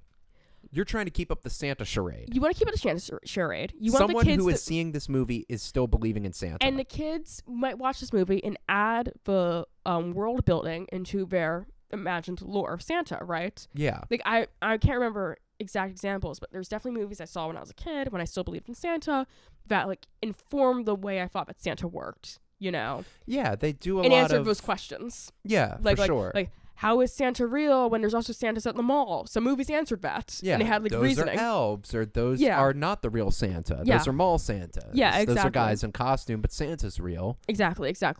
But when it's a movie that's obviously aimed for an adult audience, and this movie is aimed for adults, like this is not a family movie at all. It's PG-13. And I'm not saying it's because it's like scandalous. It's because like there's no family values being imparted in this film. No not kid. Really. There's not a kid isn't going to get anything out of watching this. No, it's if you put this on for your kid, I'd kind of be like, what made you think your kid would this like movie this? Is for like us and then like 40-year-old women. Yeah, it's like a movie to watch with your husband. Like or like just like be able to have a key about, you know what I mean? Yeah, like be hanging out with your friends. Like yeah. LOL, like but like as an older woman because it's oh my god, could you imagine? Because it's based around dating Santa, being married to Santa. Because it's based around like an older woman, you know what I mean? Yeah. So like it's obviously for an older audience. Okay, so like in those cases where you don't have to keep up the Santa charade and keep up the Santa world building, when you have scenes with Santa and doing like answering letters, and he's doing a Santa thing, talking to his son about how important it is to be Santa, the responsibilities of being Santa. The function of that should not be like weepy and like keeping up like the lore. It should be more about like a father-son relationship, or like tongue in cheek. Yeah, tongue in cheek, or like trying to make it a father-son relationship story. Good movies that are for adults but have like Santa as a character keep all the Santa shit very tongue in cheek. Such as. Any examples? I can't think of direct examples right now. I can't either, but I think I know what you mean. Yeah, like I feel like they keep it much more tongue in cheek. I was trying to catch you. I'm sorry. It's okay. They keep it much more tongue in cheek, just trying to like, like, oh, it's Santa and he's doing this and that, but like, not actually like, expecting you to believe in the power of Santa in a literal sense. Yeah. Because no adult believes in Santa in the literal sense. Because as an adult, you know that you are the ones who buy the gifts and write from Santa on them and put it on the tree. That said, that was just something we discussed while screening the film. Because we thought it was interesting because this movie had this issue. Whenever they cut back to Nick and Chris, it has like... it's a real lull in the film. Yeah, and it becomes a little bit less fun and a little bit more movie, serious in a way that I'm not quite sure how I'm supposed to read it. And this movie isn't like the only movie that has had this issue. I feel like I've had this issue with many movies that are obviously for adults, but like really like believe in Santa in the movie and aren't willing to be a little more tongue-in-cheek about it, you know, reference it, but not feel like the need to like overly explain things, because the overly explaining things is when you're making a family movie intended for parents to watch with their children, like Elf, for example. Elf is a good example. Elf is a that's movie, a family movie. There are enjoyable for adults. There's definitely adult things that happen in Elf, but it is a family movie, so they have to like respect the Santa lore and add to it in a way that makes sense in the world of the movie. Yes, you know.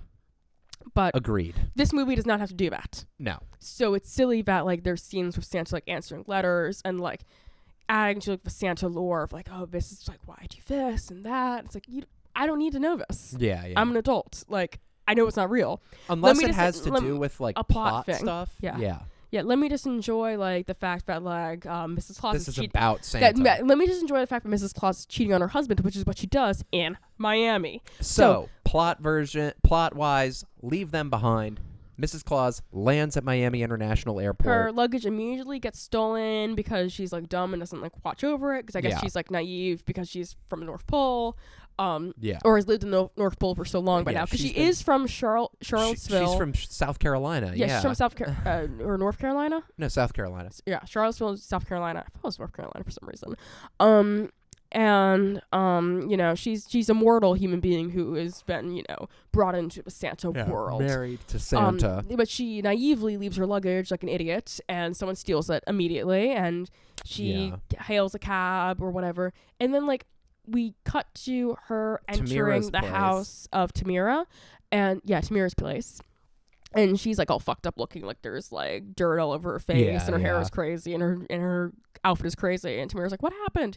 And she goes on to tell this long tale of like, after my luggage got stolen, like I had to run it, like I fell into this fountain, and like all this stuff happened, and then then someone stole my phone, and then my phone got wet, and then I got like all this shit, and it's like, why didn't I see that in the movie? Yeah, none of that fun stuff that she describes that's funny, we don't see any of it. I feel like that's like an easy thing to like start like the fish out of water like aspect with her. Yeah. By like showing that fish out of water stuff. I mean, you don't have to go through all the details of what she explained. Yeah, exactly. But I feel like you needed some of it, because it kind of just felt like a lazy, like, we just want to get to the next part of the plot moment. Yeah. When it's like, you could have had that in the movie, but had those parts expand on the plot. Yeah, exactly. You know, like if you wanted to connect it back to stuff. Yeah. There was some way that they could have done that. Because Mrs. Claus, you come to find out, has some sort of magical powers. She has many magical powers. So you could introduce that in that sequence. You know, there was all sorts of things they could have done in that sequence. They could have introduced one of the love interests in that sequence. Yeah. Or introduce the concept that every fucking man thinks that Mrs. Claus is hot as fuck in this movie and wants to fuck her. Well, and for good reason. I mean, she's attractive. She's a beautiful woman. So it's not like there's definitely other movies that we've watched where the women are very normal looking and you know don't inspire this moment of like, oh, she's so beautiful. Like, of course these men are lining up to fuck her. It's like, this woman actually is very beautiful. Golden Brooks, yes. She's a very attractive older woman. Jess, Mrs. Claus. Yeah, she's a very attractive older woman. It's totally believable that, you know, like at one point this like 30-year-old like fucking like photographer and stripper tries to fuck her. How do they get introduced again? At the club. Okay, so you know, Mrs. Claus goes out on a shopping spree with Tamira because all of her clothes get stolen, and Tamira's like, anyway, if it looked anything like what you're wearing right now, your wardrobe needs a Miami update. Mm-hmm. First off, Tamira's house, gorgeous. Maybe not so much gorgeous. Like, I don't know if I would want to live there, but like, it's a very expensive nice house. She totally, though, has that sleigh of like an older, unmarried, childless woman where you have like a nice fucking house. Yes, yeah. I love women like that. Yeah. Like, absolutely, like, gives in every way. But yeah, she totally has that sleigh. She has like a beautiful house with like an indoor-outdoor pool, and like, I think it's, you know, I'm assuming it's a resort hotel or like an Airbnb, a very expensive Airbnb. Yeah, I'm actually it looks like a Mr. Beast video. Yeah, I'm actually very interested in How they got that that location. location. Yeah. Because Yeah. it Well, is to be not original, giving, they've got a little bit more money than anything they have else a little bit more money. anything else we watched today. They have a bit more money, but I feel like that's a very expensive location. It feels like a location for like a Bachelor in Paradise, not Bachelor in Paradise, but like a dating show maybe. Yeah, like a television show, like a reality show. Yeah, because location. like yeah. I'm talking about like the pool and shit like that. That makes sense. It, Yeah. there's a lot of like social open spaces that remind me of like a dating show. So maybe there's a to be dating show that's filmed there. I don't know, but it feels like a location that they maybe already owned, and that's why it got shot there because it's very nice. It doesn't look like someone's house because it's very nice. Yeah, Unless I that agree. person is like like in Miami. Oh my god, hey yo, in Miami, like oh my god, like that would be a very expensive piece of real estate. But she's a successful woman. Yeah, she's like a former. Well, I guess it doesn't really matter what she used to do, but now she used works to at a charity. She used to do like a high-powered job. Obviously. Maybe a lawyer, maybe I think they were in the corporate sector. And so her and Mrs. Claus went to the same college together. Yeah, they're college friends. Which for a while I was like asking, like it was reminding me of Christmas all over again, where I'm like, are we going to talk about the robot? I was like, are we going to talk about how you two know each other? Eventually they do. My bigger issue is like, I understand why Mrs. Claus couldn't tell Tamira that she was she's Mrs. married Claus. to Mrs. Claus. That she's married to Santa. Because that's like a whole plot point. She's like, I won't mention what's up with my husband. Like she tells Tamira that she's from like Alaska. Yeah, that her and her husband live in Alaska and that he's in quote unquote distribution. Yeah. And it's like I Which wish is I knew. funny. I guess I fundamentally like or implicitly can assume that the reason why she doesn't tell her is because Santa's magical. And you can't say that. Yeah, and you also, the Santa, there's this mystique. You don't want people to know. You want to be kind of cagey about whether or not Santa's real or and you're not. magic, and she has magical powers now that she married and procreated with Santa. So, you know. That's what happens. So, yeah. you know, maybe she can't tell her. So, you know, I wish I kind of got more into it, but I guess, like, I can, like, assume why she can't tell her about it, Santa. But, like, also, but in the movie, though, it took like 30 minutes for me to know, like, is she allowed to say that she's married to Santa or not? Yeah, until we started getting scenes where she like accidentally misspoke and had to like correct herself. It was like it was like the college thing. Like, I kept like kind of going like, how do you know each other? I love that feel they're like this like isn't matching up quite right. And then eventually they say yes, they met in college. I love that they're like former sorority girls, but like they went to AKA, they're in AKA or whatever. Yeah. That's so cute. But so she's like, I need to give you a Miami wardrobe update. Side note, Mrs. Claus, if Mrs. Claus was like a black woman, Santa was a black guy, like a handsome young black guy, Mrs. Claus would totally be an AKA member. Right? I mean, like, look, if you know, you know.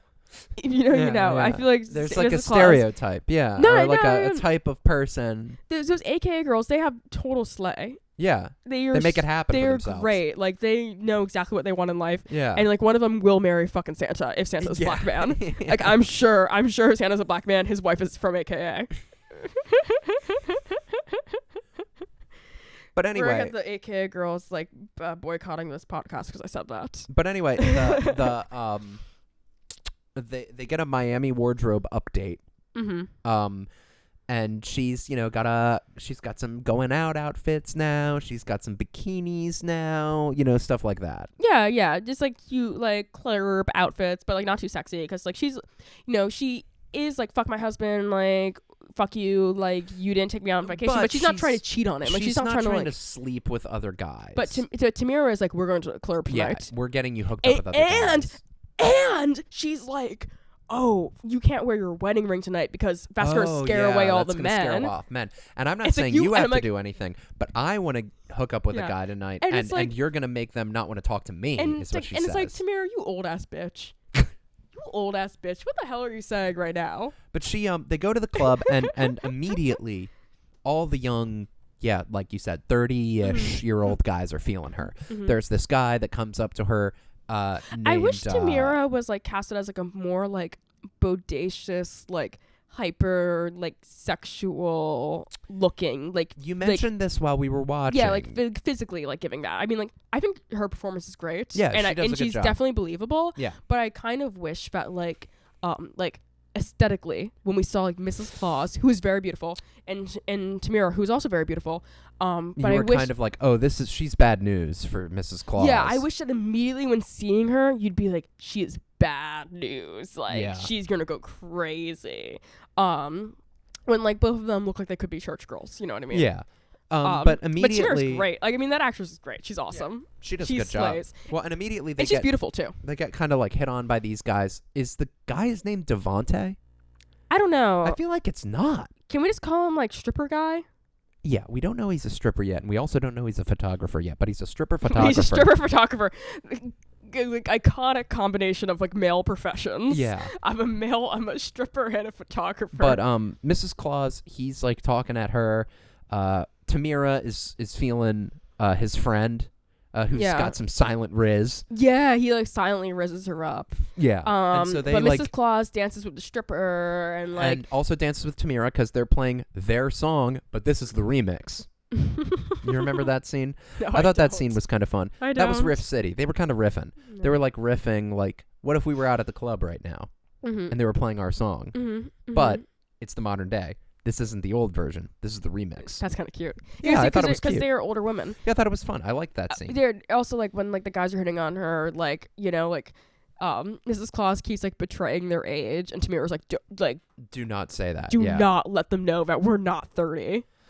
Yeah, because you know he does that, like, you know, when a young guy is trying to rizz up a MILF, he says like, You've been going here for You've been going here for 10 years. For 10 years. You've been going here since you were 16. You were here 16.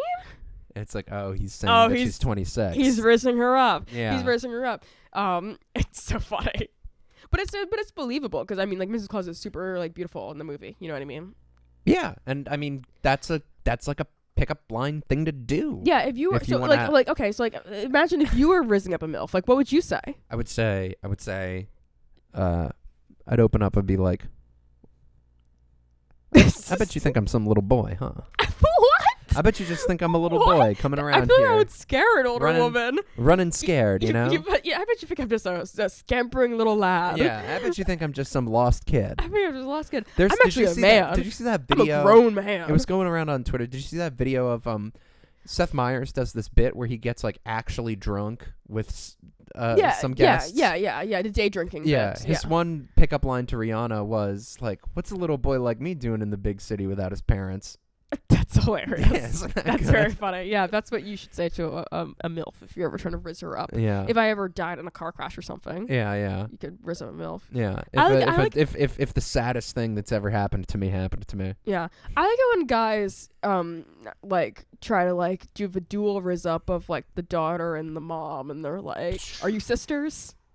You guys got to be sisters. I think that's the funniest shit because ever. He's shooting his shot going like, I can only get with one of them. Yeah, and also, but this is going to work on one of them. Yeah, and also it's like, you know, like, okay, what if they were sisters? But no, creep. But what he's doing, it's like a genius Riz move, right? Because what he's doing is he's signaling to the daughter, I respect your mom. I think she's beautiful. And when you get older, I will also think you're beautiful. If you look anything like her, which you will. I will still think you are beautiful. I still think you're beautiful and fuckable, bangable female. I think that's the funniest Riz move. I wish we had a soundboard. I'd go. Yeah, this should be like a male Riz podcast where I like review like Riz. What I call Riz moves. We should clip this on TikTok. Shit. Put it on TikTok. Fuck. Put it on Reels. Fuck. I feel like there's a moment from last episode I should clip. Okay. Anyhow, y'all.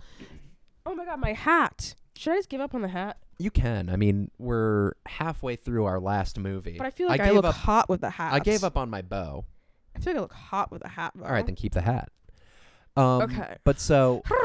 okay, Mrs. Claus... So Mrs. Claus, you know, she dances with the guy. Dances with him, but you know, he tries to kiss her, and she's like, "Oh no, whoa, I'm not doing that." And then they go to a taco truck, and then a actual dance sequence happens. Yeah, but she creates through the magic of being Mrs. Claus. So there's a fight that's about to break out. A guy like flirts with her. You're bummed out that you're out of the Merry Monkey. Yes. So this guy tries to flirt with her, and Mrs. Claus is like, hands off. And he gets a little handsy. He tries to put his arm around her waist. He does a little too much. And so the stripper guy, who on IMDb, I'm trying to find what this character's name is. The only guy that looks even remotely like him, the character's name is Devontae, though. I don't feel like his name was Devontae. I think it was Devontae then. All right, we'll call him Devontae. If we're wrong and you watch Hot Girl Winter, let us know. But we're gonna call him Devontae for the rest of the podcast. Yes, sir. So Devontae runs up and he tries to intervene, and it starts to become a physical alteration. The boys are really pushing each other. They seem like they're about to punch each other. Yeah, Mrs. Claus does some magic, and it cuts back to the North Pole, and we see Chris listening to some music on his it's kind of confusing. AirPods, and he's dancing, and then suddenly everyone other than Mrs. Claus and Tamira start dancing. Yeah, and then you realize that this is being filmed on a soundstage, which is kind of awesome. Yes.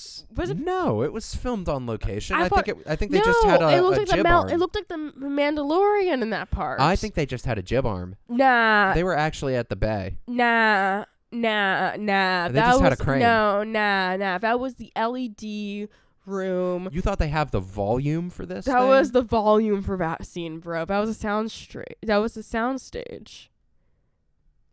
Right into this episode. Do the Spotify question on this episode. After you come back from watching Hot Girl Winter on Tubi, after you get through 3 ad breaks and 30 minutes of the film, let us know if you think that was on location or in a sound studio with a LED or digital screen projection. It was a fucking LED, because it looked like fucking La La Land all of a sudden. La La Land was all shot on location. No, it was a sound stage when we did the dance. In the planetarium? No, in the mountain. Oh, by the Griffith Observatory? Yes. That was, I believe, shot on location. No, it's a soundstage. Just like in the Stalked by My Doctor parody of that scene is on a soundstage.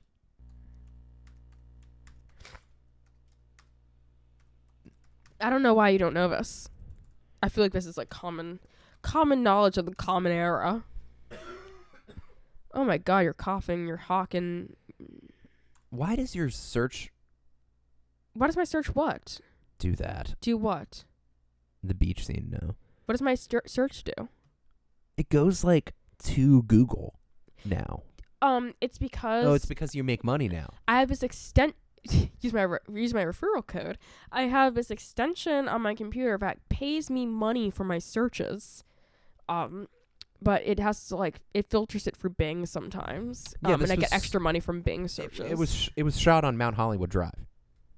But on a soundstage to look like Mount Hollywood on location. Drive. Well, maybe one part of that scene. Do you think Damien maybe one Chazelle, part of that scene was shot on location, but the rest Damien of the scene Chazelle, was on a soundstage. with his infinite resources, it was on a soundstage. A man more in love with LA than any human person isn't we have to shoot on location. He was for the one shot. He shut down a freeway. It's shot on location because the backgrounds are shot on location. He shut down the freeway. The backgrounds are shot on location. Why are we arguing about this? The backgrounds are shot on location, just like this movie. Anyway. The backgrounds are shot on location, and they put him on a soundstage. I want to talk about how confusing it is when it cuts to Chris. When they start playing this reggaeton song. Jingle I can't remember how it goes. No, it's literally just an instrumental that goes Yeah.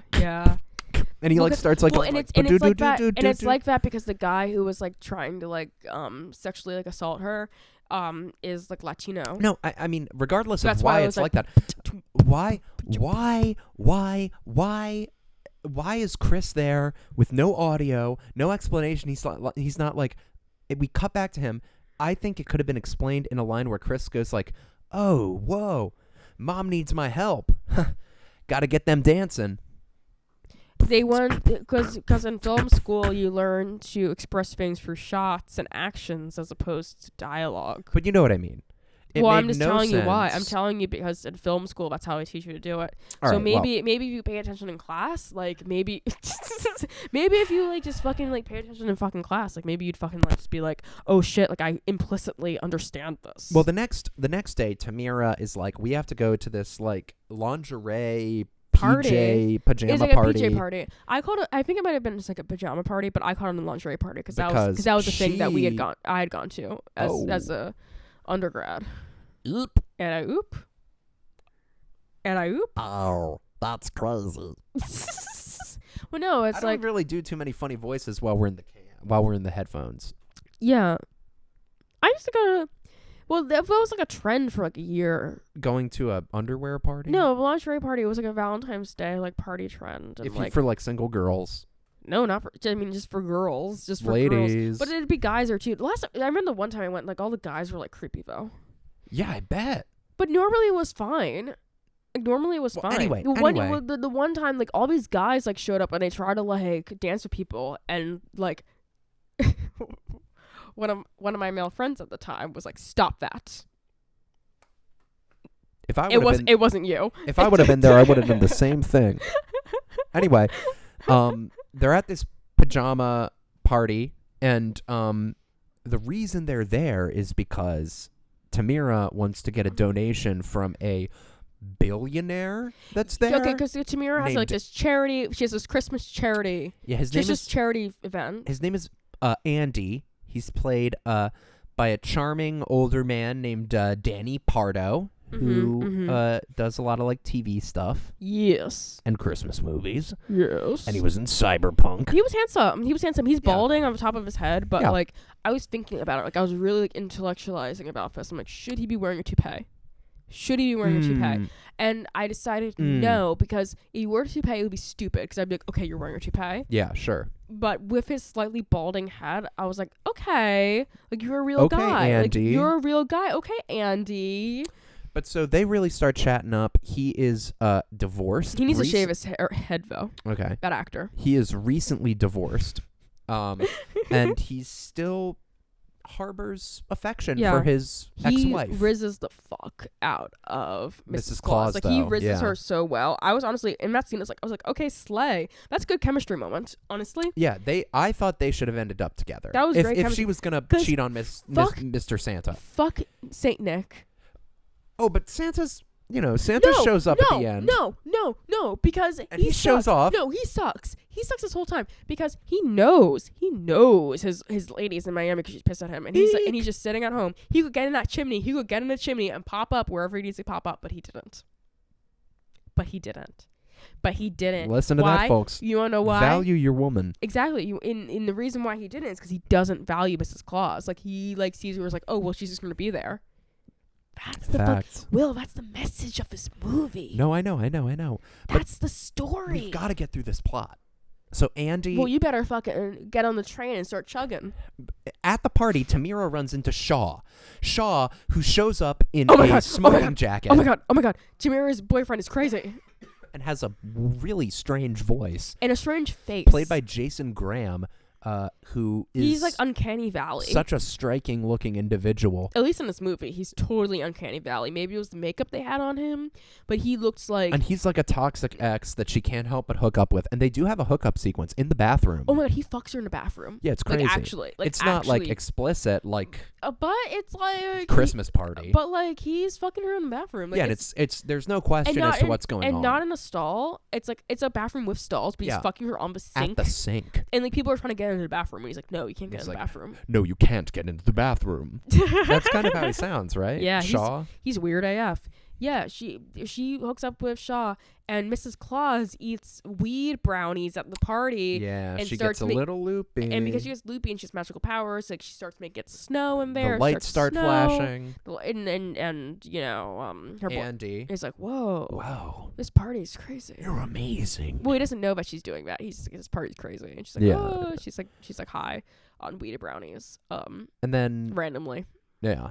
And then the next day she has like a date with Devontae. Yeah, so he takes her to the beach. Because Tamira like gives Devontae her number, saying that it's Mrs. Claus's number. Because Mrs. Claus doesn't have a phone because she dropped her phone in like the fountain. Yeah, her when phone's she first broken. got there, her phone is broken, so she doesn't have a phone. So Tamira like is doing a communication with Devontae, and she sets up this date. And Mrs. Claus goes on the date, and the date is like, okay, it is like ultimate way to rizz up a middle-aged woman. I'm pretty sure. Because Take notes, fellas. The date is all of our single men listening. Because the date is a picnic on the beach with a tent. With a tent and like a really nice picnic. But also, he's like, it's also a photography date where we're going to take beautiful photos of you. Yeah, I want to take some pictures of you. Which I feel like if you're like a middle-aged woman, like that's gonna You're like be like, oh my god, because you think I'm beautiful, because you think I'm photogenic, you know. Yeah. I feel like that really like would probably like speak to like a middle-aged woman I'll have to remember that. who's actively like dating. I'm gonna have to remember that. You know, as something romantic. So he takes photos of her, X, Y, and Z. They have like a good date. He knows that she's married, by the way, Devontae. Yeah. Unlike the white guy. Andy doesn't Andy, know. the white guy. Is Andy a white guy? Well, he's Latino, but he's white. Yeah, sure. Yes, yeah. He's a conquistador. We're getting into. We don't want to get into. He's a conquistador. Interrogating whiteness. Yeah, he's like Latino. He's like either like Cuban or something like that. I don't know. Yeah. But he's a billionaire. Yeah. And he's white. I mean, he's not black. Yes. It's the more important thing. Yes. Yeah. Yeah. What happens next? Maybe we see Mr. Claus. I don't know, some like Santa stupid bullshit. Santa bullshit. Whatever. Whenever it cuts back to Santa, it's like, why are we with him? And why is this not funny? Oh, at the end of the photography date, she runs into the billionaire, and he's like, "Oh my god, I can't believe we ran into each other. We have to go out to dinner. Let me take you out to lunch. It's a lunch date. He's very classy. It's a lunch date. Let's go out to lunch. You know, I'd love to see you again. Yeah. You know, he's age appropriate for her as opposed to this 20-year-old stripper. Yeah. You know, and he takes her out to a lunch date, and that's where they talk to each other. She asks him a lot of very personal questions, and he's but like, it's like recent divorce, his child. Yeah, she's like, are you still in love? He's like, I don't. He's like, I think maybe. He's but like, this I don't isn't know. a first date conversation. Yeah. You know, they talk. He gets a call, and his like a financial advisor is like, you haven't donated to enough charities this year. Yeah. And he's like, oh fuck, You're gonna get audited. He's like, oh fuck, I need to. Did you just break one of the ornaments? No. Everything is intact. Okay, I need you to like reel it in, and you know, not be so outlandish. I need to not act out. Fucking act. If you're gonna act out like an adult. Act like a good man. Act your age. Act your age. Act your age. Act Not your your shoe age. size. Act your age like your shoe size. Like your shoe size? Not your shoe size. What did you say? Act your age, not your shoe size. Do you not know that song? No. What's your shoe size? You haven't heard What's your shoe size? Kiss by Prince? What's your shoe size? 900. 900. 9.5. 9.5. I feel like you just made that up. You don't know your shoe size. Act your age, not your shoe size. Okay. So we go on a date, and like, you know, it's good, and Tamara's like, you gotta get him to come to the fucking fundraiser gala. I'm running, because I need his money, I need his pockets, like get his pockets in order, like I need that. Mrs. Claus is uncomfortable with that, but she's gonna do it anyhow. You know, she's kind of like fucking fake ass. Like Mrs. Claus is like just one of those girls that like will never just like commit to being like evil. Yeah, she's like super judgy, but she's like so judgy. She's such a church girl. Yeah, but she's also like, oh my god, but I will go out with you. Yeah, and it's also like, it's like, girl, like you were still married. Yeah. Like you were married. Like you were going on dates. You were married. Yeah. You were married to Santa. Bitch, you were married to Santa. Don't act all mightier than thou with Tamira. Like you are the one that is like going on dates while you're married to Santa. She's literally in Miami to go on a cheating spree. Yeah. And she is actively doing the cheating spree. Yeah. Like, yeah, she's not kissing these guys or fucking them, but she is on a cheating spree. Yeah. Let's make no mistake about it. She's on a cheating spree. So, you know, she's enjoying her cheating spree and shit. And she like does some charity work with Andy. When she goes and meets up with Devontae again, and Devontae's like photographing these pole dancers who are practicing. Yeah. Oh, this actually happens before she goes on the date with Andy, because it gets brought up on the date.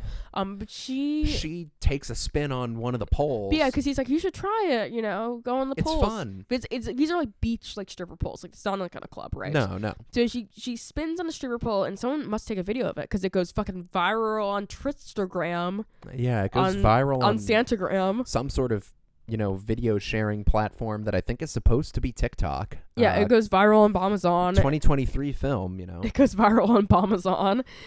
And this gets brought up at the dinner. Bomazon is like Tinder, Uber, and Amazon. All combined. Which would admittedly be a very popular app. Check out the app that stole Christmas, folks. Check out that. It's our favorite movie to reference. Maybe not our favorite movie of all time.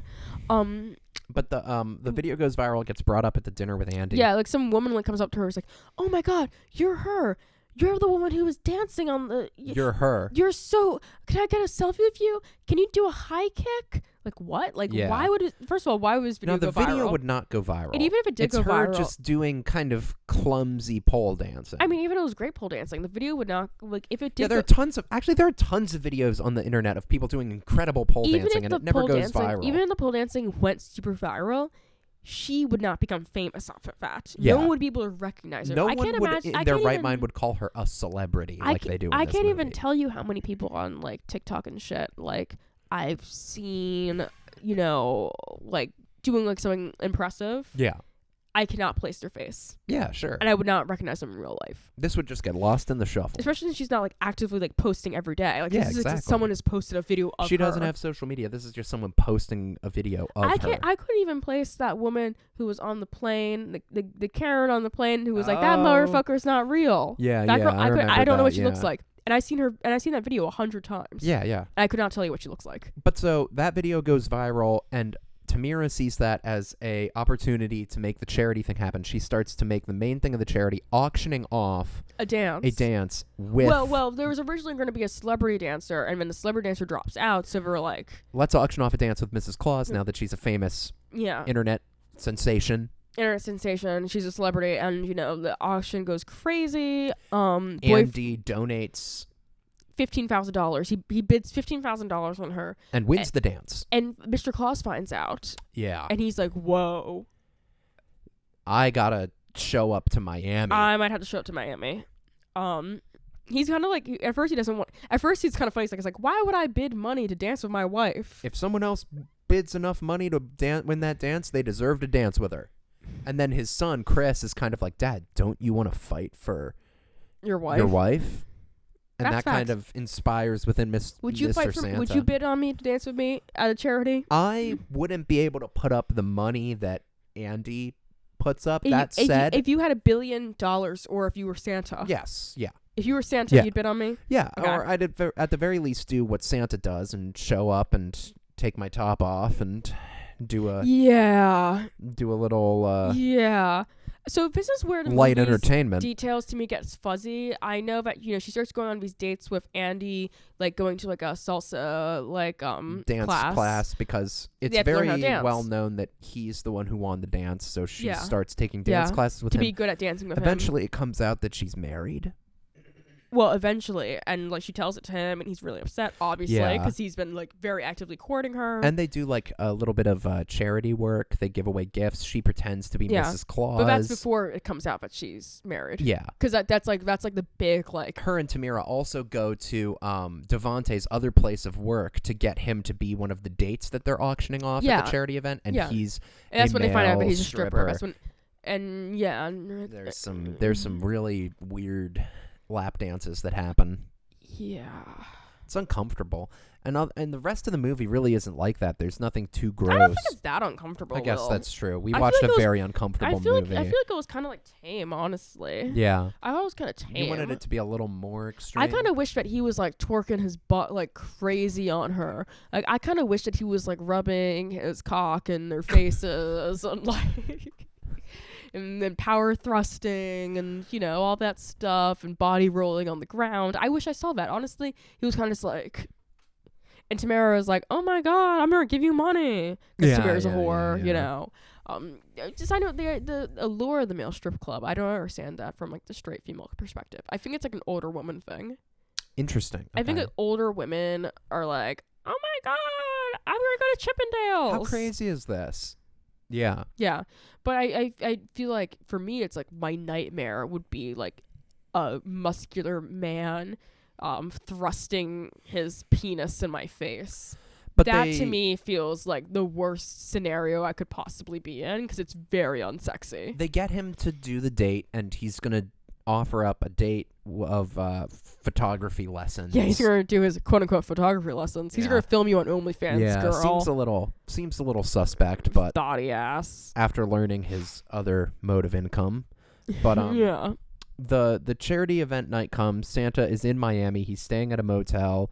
He does, some slight Santa antics. He knows the concierge's name, and the concierge is like, "How do you know my name?" And he's like, "You're on the good list." He stupidly doesn't realize that I can't say Santa shit do Santa because shit, it's gonna make people think I'm a stalker. Yeah, that I'm a weird, scary guy. Kind of I think it's an issue of a lot of bad Christmas movies. Yeah, the good they make ones, Santa like a baby. the good ones in the canon of Christmas movies, right? Yeah. If Santa is doing fun and game stuff, he is smart enough. They treat him more like God, right? He is smart enough to know, I can't. What he can and can't say. He can say certain I know everything shit. Yeah. But it's very tactful to meet an end. And yeah. It's very tactful, and sometimes it even inspires this awe in the people. Yeah. But he's saying it too. And often those people, the awe is inspired because they go "Oh, that's Santa. You're Santa." Yeah, but he doesn't That's just not here. he doesn't just stupidly say things that literally make it seem like he's a stalker, because he was saying things that had double entendres of sounding like you sneak into her house and watch her. Yeah. And yeah, it didn't work for me. For me, the jokes didn't work. But the night of the charity comes, and is Andy going to show up because he's upset because she revealed that she was married, and he's not really talking to her anymore. And he is, by the way, very rightfully upset because she really let him on. Yeah, she really should have been upfront about that. Yeah, even if she was just saying and the thing is she couldn't even, there wasn't even anything honest that she could say to make it normal, because I was about to say she could say I'm going for a separation period. Yeah, but she's that's not true. She didn't say that to Santa. She's just on vacation. She's literally just on a thought cheat spree. Vacation in Miami with her friend. Yeah. But I guess he does eventually show up to dance with her to make good on their time together. Yeah. And they do a fire tango performance. They do a great tango performance, and then the auction for the dates comes, and or salsa. Or yeah. And then there's this really weird white woman who's really thirsty over Devontae, and then later Mr. Claus, or Santa. She's Nick. One of those white girls that's obsessed with black guys, I guess is the vibe. Yeah, it's I think it might be. I think it might be a joke, directly referencing that. Yeah, because she's doing too much. She's thirsting crazy, I want you. And betting all sorts of crazy amounts of money. And giving bedroom eyes and shit at Devontae and Mr. Claus, Santa, Nick, and it gave bad vibes to me. But at the auction, first it's I don't want to be at this auction. Strange imagery. It's weird, and with this white girl dissonant. Yeah, I feel like they should have had a black girl just betting on it, just so it didn't have this weird auctioneer vibes. Yeah. But so Eva Tamira was doing the auction. And she sucked at doing the auction, by the way. Santa shows up and is like, "I'm here for Mrs. Claus," and jeez. And let me tell you, I'm here to. You can, here's. I'll show that I want you by being auctioned off as one of the dates. And so he does this strip they do a freak performance. Off. They do a freak off. It's a freak off. He starts stripping, taking off his shirt and rolling his hips and shit. Devontae does the same. And then eventually he starts to pull down his pants. And Mrs. Claus runs up. She's like, "Absolutely not. No way. That's my husband." Very smart, yeah. That's my husband. And they reconnect. Yeah. How does the movie end again exactly? We watched this a few nights ago. She and Andy. Oh, Andy's wife is also one of the auctioned up dates. His ex-wife. Right. She does a gardening date. Yeah, and Andy bids on her because one, because this thing with Mrs. Claus didn't work out. Two, because apparently his daughter, named Ava after me, wrote a letter to Santa that we see in the movie. Yeah. And the letter is "I just want my mom and daddy to be back together." Shut up. And he's, I never did that shit. As a child of divorce, I was never talking doing to that Santa. cringe ass shit, writing a letter to Santa we're together. Get over it. What'd you ask Santa for? The candy. Candy? No, toys. Okay. I was gonna say candy. What? I don't know what I asked Santa for. I can't remember. I don't know either. I know once I really wanted a Mickey Mouse clubhouse. You're a real kid. You're a real baby. A Mickey Mouse? not a You wanted a Mickey Mickey Mouse. Mouse? I You wanted the Mickey Mouse Clubhouse. I wanted the clubhouse when I was like little. Damn. When I was like 6 or 7, I really wanted the clubhouse. I feel like I probably wanted like Little's Pet Shop and stuff like that. Yeah. Aw, you want a Mickey Mouse? That was like the big toy that I really wanted. I was like, I want the clubhouse. Get me that Clubhouse. Yeah. Yeah. So anyhow, the girl like, I want Christmas. Well, and he also, I will say, he also earlier admits like the divorce was he still harbors feelings for her. Yeah. But the reason why they divorced is because he was more focused on work, much like Mr. Claus. Much like Santa. And that Mrs. Claus sees a parallel there. Yeah. It's like he was too focused on work, blah blah, and yeah. Okay, so so that letter that was sent to Santa sent it to him. Yeah. Like just to cause drama and shit, which is like, okay, as like an adult, like knowing that Santa isn't real, if like that letter got sent to me, I'd be like, oh, so my ex-wife is trying to manipulate me. Yeah. So, but he gets the letter. This is really uncalled for. Yeah, like, okay, you're trying to use my child's feelings to like, make means to an end. Okay. Yeah. But he gets the letter and he's like, I can't believe I got this letter. And also my wife is here tonight and we're gonna bet on her. So he bids on her and they reconnect and get back together. Get back together. And they like have a little conversation with Santa and Mrs. Claus at the end of the event. And then they leave and then you hear like reindeers like jump off the roof. And everyone's like, Was that Santa? That was crazy. Was that Santa? Yeah. And then is that the end? Yes. All right. Well, Ava, we've gone. Oh, long. well, they go back to the North Pole, and Yes, I think they have sex, or like we're gonna have sex tonight. Yeah, tonight's about us. Yeah. Okay. Well, so here are my thoughts and reviews. Give us the thoughts on Hot Girl Winter 2023 to be original, directed by Patricia Koofy Jones. I think it could have been more clurptastic and twerktastic. Okay. I think that with the name Hot Girl Winter, yeah. Like, it needs to be more clubtastic and twerktastic. Okay. I also think that in order to do that, because you want to make her so likable, you need to really make it seem like they are in a separation period.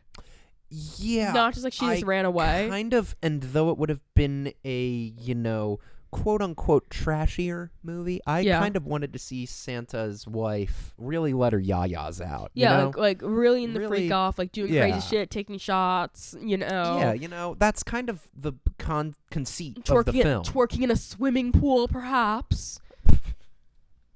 I didn't say specifically that, but, I think I'm with where you're coming from. Yeah, like I feel like we needed more of that. If this is Christmas for mom and dad, yeah, that's... We're allowed to say that she should be twerking in a swimming pool. Yeah, sure. Making those ripples happen. Yeah, I mean, like, I think we should have had swimming pool twerk-offs. I think it should have been, like, really, crazier. like, especially, I think, in Miami. Like, Miami's crazy. Yeah, you've been to Miami. I have been to Miami, but I wasn't, like I wasn't being crazy in Miami, though. I'm a good girl. But, I mean, me and Colin went together. We mainly just went on the beach and stuff. Yeah. But you did go out one night. We didn't. We went to a gay club, but we didn't go. That's true. Yeah. We didn't go club. Well, you went to a drag performance. Yeah, we went to a drag performance. It was really so it's fun. A different. We were in South Beach. Yeah.